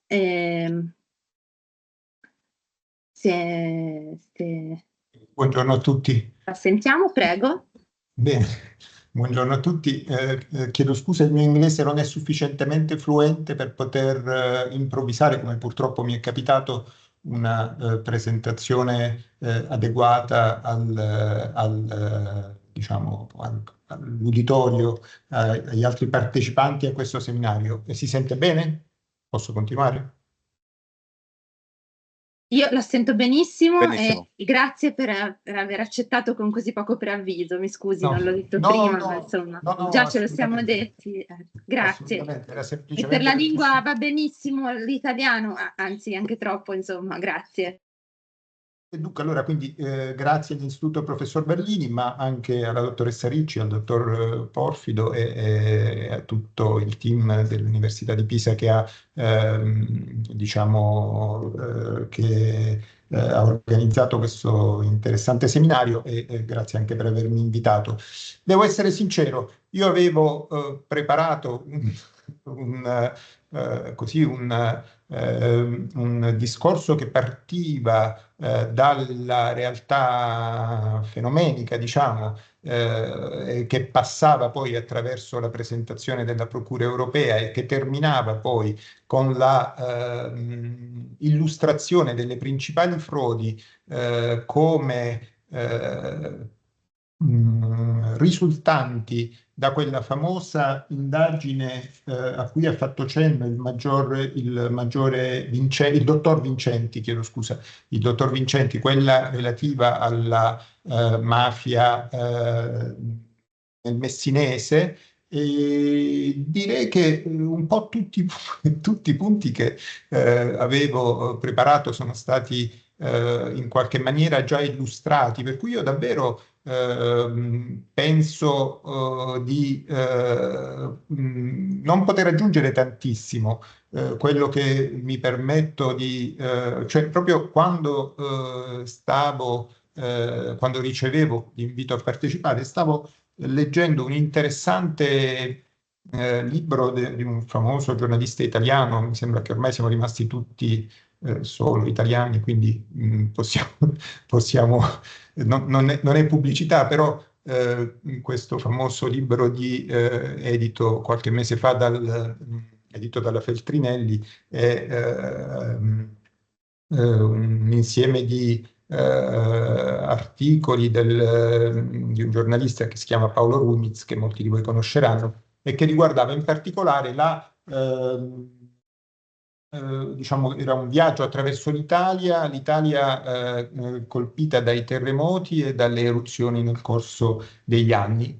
All'esito di questi fenomeni si verificava che in buona parte, soprattutto nelle zone interne dell'Italia in cui appunto con maggiore virulenza o con più frequenza si verificavano questi fenomeni, abbiamo avuto come conseguenza l'abbandono di molte zone interne. Quindi leggevo proprio di un passo di un articolo che riguardava l'interno dell'Abruzzo, in cui appunto questo giornalista racconta di come il territorio, per esempio, di Anversa degli Abruzzi, che non è la famosa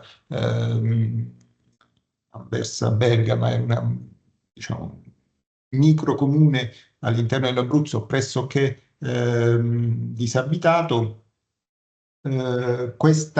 appunto il paesaggio fosse stato, diciamo, fosse sostanzialmente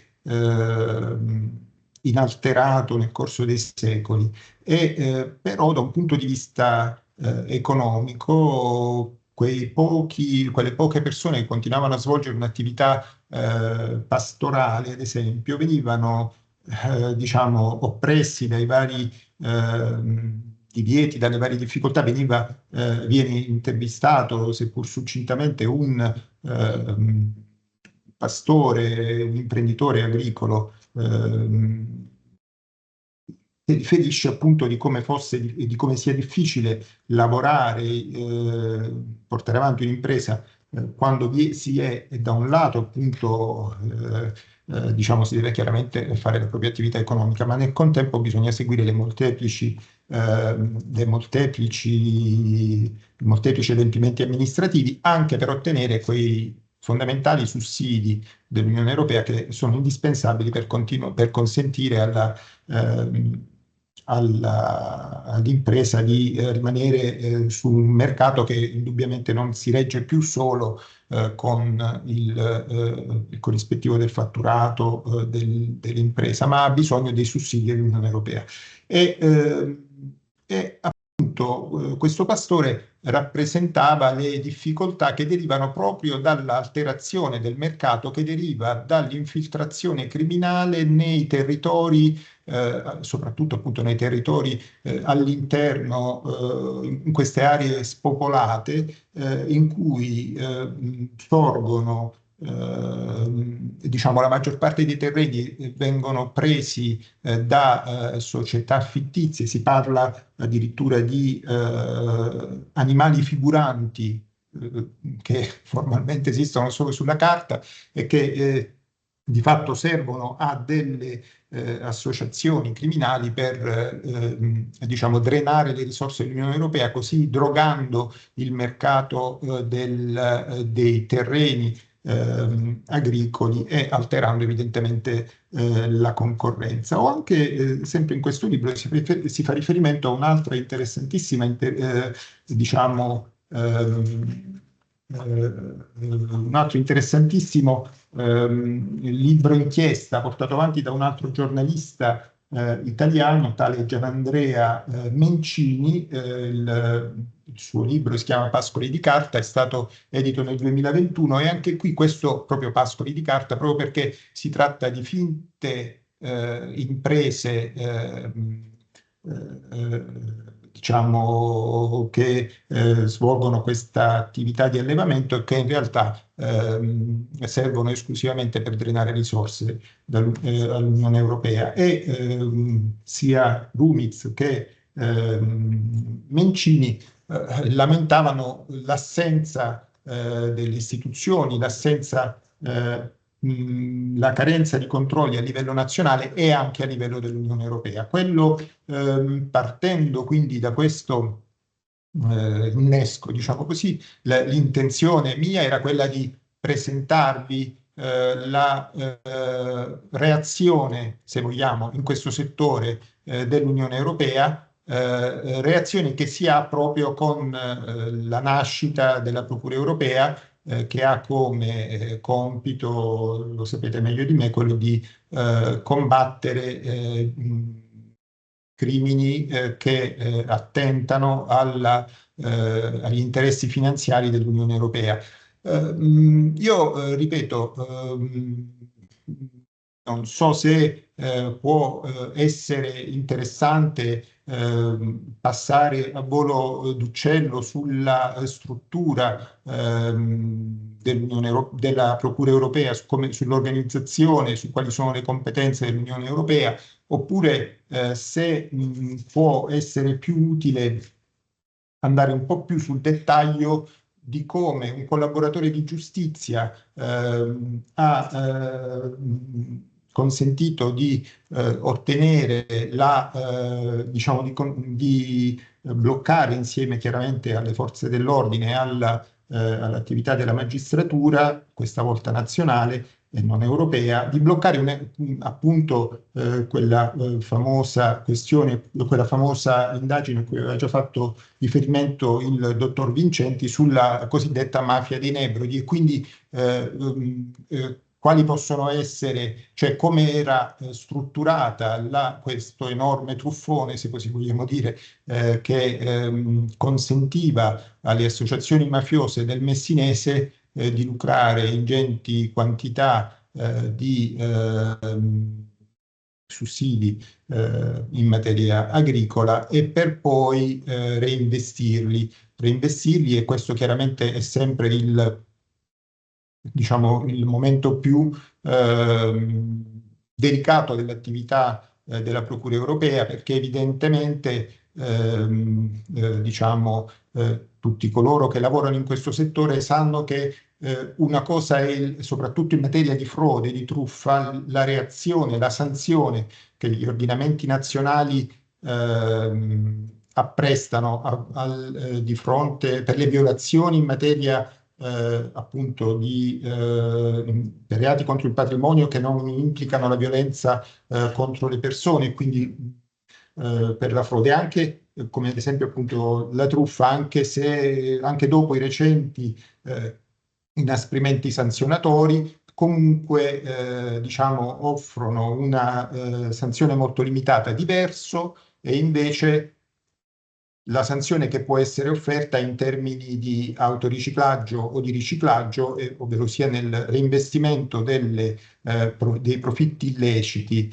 E se mi è consentito, e soprattutto su questo secondo settore, su questo secondo livello di indagine che ha un ruolo fondamentale, l'attività che ha ricordato proprio il dottor Caracciolo, perché è evidente che lì si realizza con più facilità l'aspetto transnazionale di questo genere di reati e conseguentemente risulta ancor più valido appunto l'apporto, il supporto che può offrire l'ufficio centrale per questo genere di investigazioni, per i motivi che dicevamo, perché evidentemente un'associazione criminale ben strutturata ha la capacità di reinvestire rapidamente nel settore economico, nei paesi dell'Unione Europea con grande facilità questi proventi illeciti. Dicevo quindi un po' tutti gli argomenti che avevo preparato sono stati toccati, considerato che non abbiamo evidentemente tantissimo tempo a disposizione, forse, visto che siamo tra di noi, forse se non è il caso cioè se non vi sono particolari curiosità, particolari domande, potrei passare direttamente o ad illustrare più nel dettaglio la Procura europea oppure affrontare appunto con maggiore attenzione la descrizione che questo collaboratore di giustizia forniva agli inquirenti nel momento in cui illustrava come l'associazione criminale, l'associazione mafiosa in quel caso drenava queste risorse e poi le andava a reinvestire. Diciamo, rimetterei a voi considerato che appunto abbiamo poco diciamo, purtroppo sì, il tempo è tiranno, dottore, mi dispiace. Allora a questo punto, così per egoisticamente, io le chiederei anzi di raccontarci questo caso, ecco, perché magari può essere più qualche... interessante. Infatti, sì, approfittiamo della sua presenza perché sono magari informazioni un po' più, diciamo, difficili da trovare. Più concrete. Io devo essere sincero, mi sono fatto, diciamo, nell'imminenza di questo seminario, mi sono procurato il file della sentenza di condanna, parliamo comunque di una sentenza di primo grado emessa dal Tribunale di Patti nell'ottobre del 22. Come dicevo, è una sentenza dove la pubblica accusa non è sostenuta dalla Procura europea, ma dalla DDA di Messina, perché, come probabilmente molti di voi sapete, la Procura europea è competente per i reati in materia di diciamo, danno a tutela degli interessi dell'Unione Europea, ma quando ci troviamo di fronte ad un'associazione criminale, il regolamento istitutivo della Procura Europea prevede la competenza della Procura Europea solo nel momento in cui il focus dell'associazione è diciamo, costituito appunto dai reati PIF. Non so se è il caso di entrare più nel dettaglio, ma non credo su che cosa siano i reati PIF. Comunque, insomma, sono i reati che appunto attengono, diciamo, che vedono volti appunto a proteggere gli interessi finanziari dell'Unione Europea, quindi le frodi in materia di spesa o in materia oppure i reati che attengono alle mancate entrate diciamo, nel bilancio dell'Unione Europea, quindi quindi reati che attengono sostanzialmente al mancato introito di denaro da parte dell'Unione Europea, e quindi in buona sostanza i dazi e l'IVA che, seppur risorsa nazionale pro quota, arriva anche nel bilancio comunitario, e sotto il profilo delle spese invece le frodi in appalti o le frodi e quindi anche i relativi reati conseguenti, come possono essere le corruzioni, le concussioni e via discorrendo, oppure non in materia di appalti, come ad esempio quelle di cui ci stiamo occupando, le frodi in materia agricola. E quindi, come vi dicevo, all'epoca, come ricordavano anche le persone che hanno parlato prima di me, la Procura Europea entra in vigore solo a giugno 2021, e quindi è solo da allora che è con la possibilità di diciamo, occuparsi di fatti reato commessi a partire dalla fine del 2017, è solo da allora che la Procura Europea prende in mano queste attività, quindi questo genere di reati. Questa sentenza di cui vi dicevo è particolarmente impressionante perché, devo essere sincero, non mi era capitato di leggerne molte così. È una sentenza di circa 3.000 pagine, e le prime 489 pagine sono i capi di imputazione. Gli imputati sono non tantissimi, ce ne sono i processi più complicati, ma insomma sono 96 imputati, quindi è comunque un'impresa notevole, non solo per l'accusa, che infatti è rappresentata da numerosi pubblici ministeri della DDA di Messina, ma anche evidentemente per un tribunale, peraltro di provincia, come il Tribunale di Patti, che si è dovuto pronunziare su questa associazione finalizzata a questi reati. Evidentemente quello che volevo anche accennarvi è che si tratta di una sentenza di primo grado non definitiva, e conseguentemente in virtù della sempre opportuna diciamo, memoria del principio di non colpevolezza fino a sentenza passata in giudicato, questi sono fatti che chiaramente non hanno ancora appunto il crisma, e non so se lo avranno mai, il crisma del passaggio in giudicato. Ma quello che volevo brevemente raccontarvi sono proprio le dichiarazioni del principale collaboratore di giustizia, che racconta come diciamo, come venivano portate avanti queste frodi. Un po' l'insieme di quello che abbiamo sentito diciamo, nel corso di questo seminario, cioè da un lato questi terreni che sono sostanzialmente un po' abbandonati a loro stessi, o perché diciamo, vi è stato un progressivo spopolamento, o perché c'è un calo demografico, o perché, insomma, per motivi vari, chiaramente c'è anche evidentemente un territorio non particolarmente florido da un punto di vista economico, però sta di fatto che è con una presenza diciamo criminale piuttosto radicata. Quindi questo collaboratore di giustizia, che si chiama Carmelo Barba Giovanni, riferisce come l'organizzazione criminale del luogo avesse il completo controllo dell'erogazione dei fondi comunitari. Come?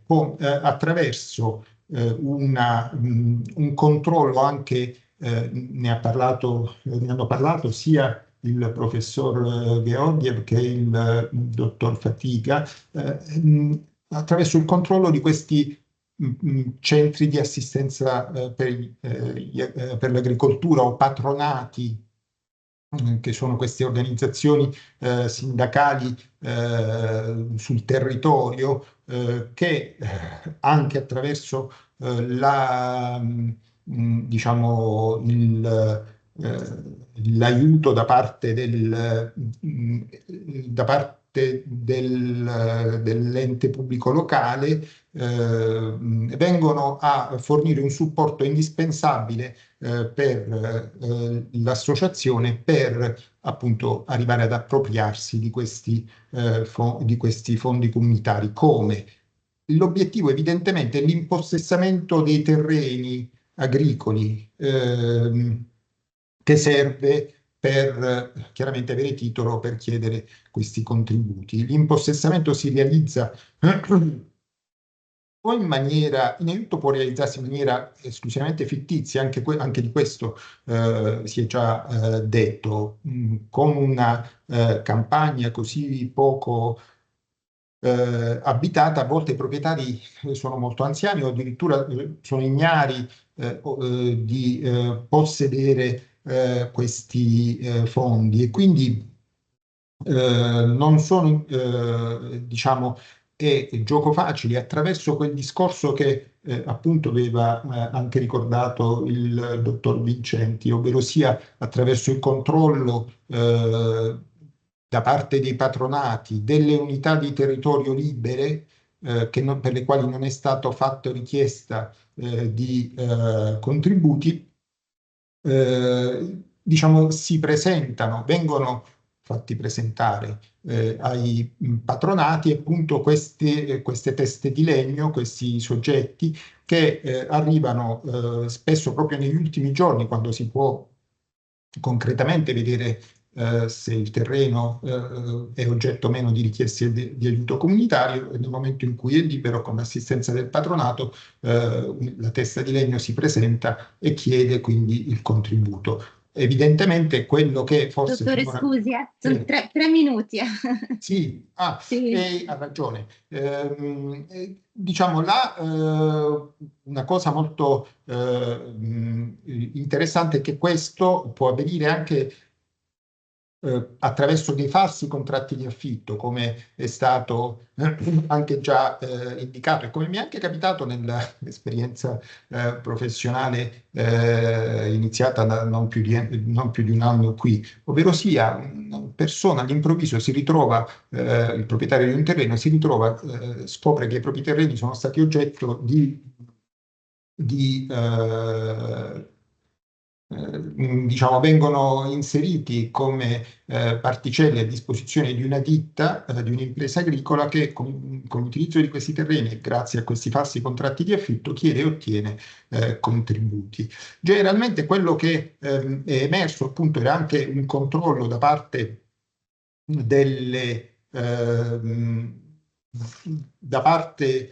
come vi dicevo, un ruolo fondamentale lo hanno proprio i patronati nella selezione dei terreni liberi e nell'aiutare gli imprenditori e anche gli imprenditori, sia quelli in buona che quelli in cattiva fede, nell'inserimento delle domande. Nella vicenda in questione, poi, gli ultimi 2 punti, aveva un ruolo fondamentale anche il sindaco del comune, il quale da un lato consentiva anche diciamo di dare la disponibilità dei terreni comunali a queste, poteva garantire la disponibilità dei terreni comunali a queste associazioni, e dall'altro lato aiutava egli stesso, attraverso i propri collaboratori, nella compilazione delle domande per ottenere questi contributi. Là, addirittura particolarmente buffo è Dottore, mi spiace davvero, ma non riusciamo altrimenti a sentire l'ultima... Un minuto per concludere. No, ma va benissimo così, Grazie. era davvero, diciamo, si realizzano poi forme di scambio davvero, risultano da questa sentenza anche forme di scambio davvero molto particolari tra le organizzazioni criminali e appunto i rappresentanti del governo locale. Quello che, e poi l'ulteriore profilo che esamina la sentenza sono appunto il reinvestimento di questi profitti tratti dal bilancio dell'Unione Europea nel mercato immobiliare in particolare, e anche fuori dall'Italia. Io diciamo sostanzialmente io vorrei concludere dicendo che come sempre è una lotta tra diciamo, il crimine e le guardie e ladri, tra il crimine e il controllo e la repressione del crimine. E quindi inevitabilmente io credo, sono convinto che la Procura europea, con gli strumenti, in particolare anche con lo strumento che ha indicato il dottor Caracciolo, ma soprattutto con le capacità investigative, le capacità anche diciamo requirenti e inquirenti appunto della Procura europea, possa fare davvero la differenza per contrastare questo genere di reati. Io mi terminerei qui e vi ringrazio per avermi ascoltato. Grazie, mi perdoni se l'ha dovuto Assolutamente. interrompere, ma abbiamo l'ultimo intervento da ascoltare, che è quello del Maggior Coppola, se non sbaglio. No, No, dottor Remediani. Remediani, giusto. Dottor Che però Coppola purtroppo non lo vedo più. che non lo vedo, non è più con noi. È sparito, ok. Però non ho ricevuto alcuna comunicazione in merito. No. Ah sì, ah no, è saltato il collegamento, un secondo. Ah, ok, d'accordo. Se nel frattempo però vogliamo già qualcuno avesse qualche domanda per il dottor Di Taranto o per il dottor Caracciolo, può essere un buon momento per anticipare magari questo confronto. Non so se la professoressa Sirzi o la dottoressa Cantisani se hanno qualche interrogativo. Io, se possibile, vorrei fare un paio di commenti. Ah, mi scusi, certo. No, naturalmente ci sono domande volentieri, però siccome mi piacciono Sì, questa interattività prego, che, ecco, è un peccato siano andati via sia il professor Georgiev che Andrei Fatica, perché ecco, ci sono delle cose che mi hanno colpito. Allora, proprio su Bulgaria e Slovacchia, questo magari può essere anche un consiglio per i fini del progetto. Se guardate il rapporto annuale di EPPO del 2023, allora la Bulgaria sostanzialmente ha un totale del quasi l'80% di frodi nel settore della spesa. Circa il 60% proprio sono riferiti ai fondi e circa il 20% invece agli appalti. La stessa cosa più o meno per la Slovacchia, una grandissima quantità di casi proprio nel settore dei fondi. E quindi, diciamo, i loro paesi, così come tanti altri, devono necessariamente sviluppare, come era stato detto dal professor Georgiev, dei sistemi di detection perché non si può arrivare quando i buoi sono già scappati. Scusatemi la banalizzazione del concetto, però è proprio quello. E riagganciandomi a quello che diceva il dottor Di Taranto anche, ci sono casi che sono veramente molto semplici, cioè delle frodi proprio banali, con falsificazione di documenti, con ritenzione di fondi che sono destinati ad altro, insomma, proprio banali anche dal punto di vista investigativo e requirente. Però ci sono casi questa la famosa indagine della mafia dei Nebrodi che riguardano il crimine organizzato, il riciclaggio.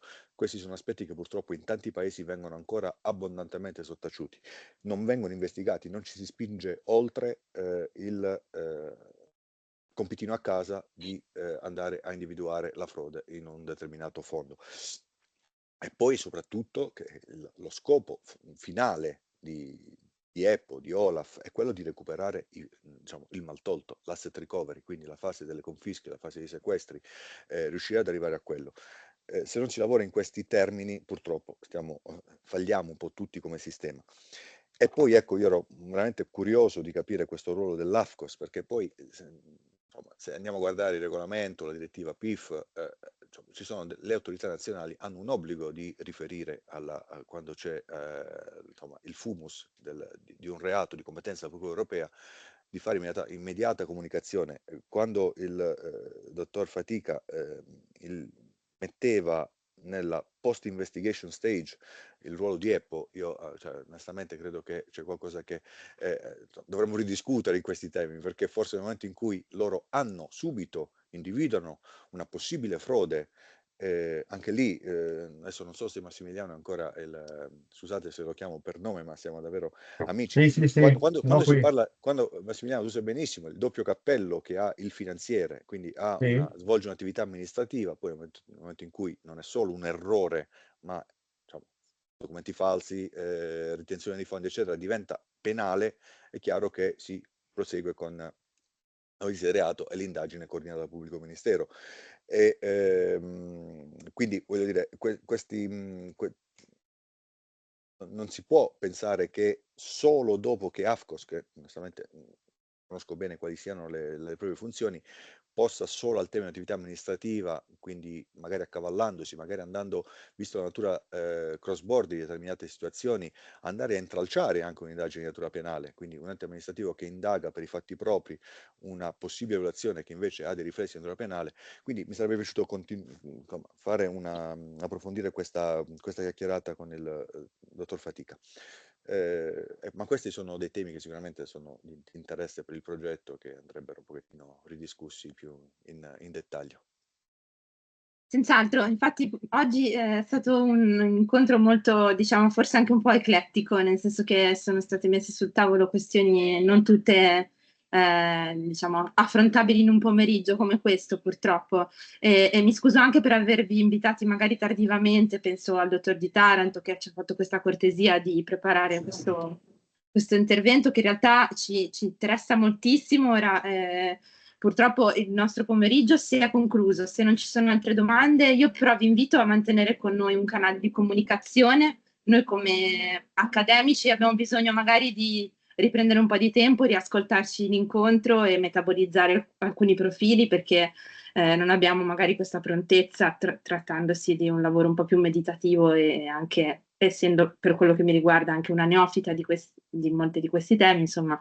Però ci riserviamo di tornare a contattarvi e vi ringraziamo davvero tanto per la vostra disponibilità, perché ci avete aperto numerosi spiragli su queste tematiche, anche su profili molto pratici e concreti che spesso l'accademico può ignorare, ma che invece deve tenere in considerazione quando, appunto, in un caso come questo, dove stiamo cercando di fare una ricerca che è anche un po' bottom up, diciamo così, quindi che non solo guarda alle legislazioni, ma vuole vedere anche nella pratica che cosa succede e come questi due mondi debbano interagire. Quindi, insomma, vi preannuncio che torneremo sicuramente a disturbarvi. Ci prendiamo questi mesi per elaborare tutti questi input di ricerca. Vi preannuncio altresì che poi avremo una final conference nella primavera del 2025, quindi sarà nostra premura darvi naturalmente delle anticipazioni anche sui i prodotti della ricerca, naturalmente, che speriamo abbiano una loro utilità. Però già mi sembra che oggi questo incontro con i colleghi, o insomma, colleghi in senso lato stranieri, abbia già dato alcuni elementi di dibattito che però non abbiamo potuto sviluppare, perché dalle osservazioni del dottor Caracciolo mi pare che alcuni temi sarebbero stati da affrontare in maniera un po' più da focus group, invece oggi siamo stati un po' più da presentazioni frontali, però promettiamo di trovare altre sedi, altri momenti per dare uno sviluppo proficuo a questi confronti. Lascio la parola al professor Vallini per i saluti finali e da parte mia grazie, buona serata.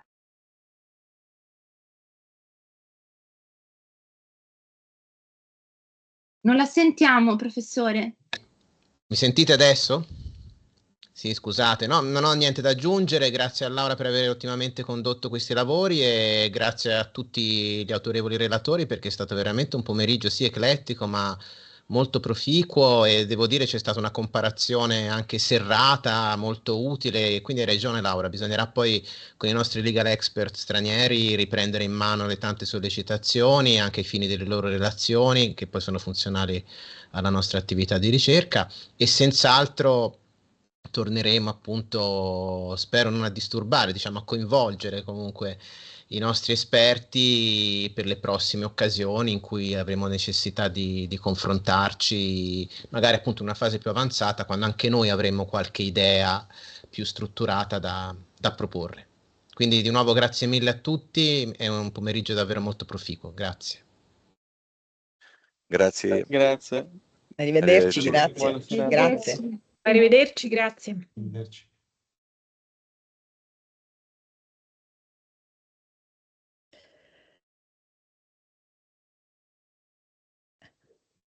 Grazie.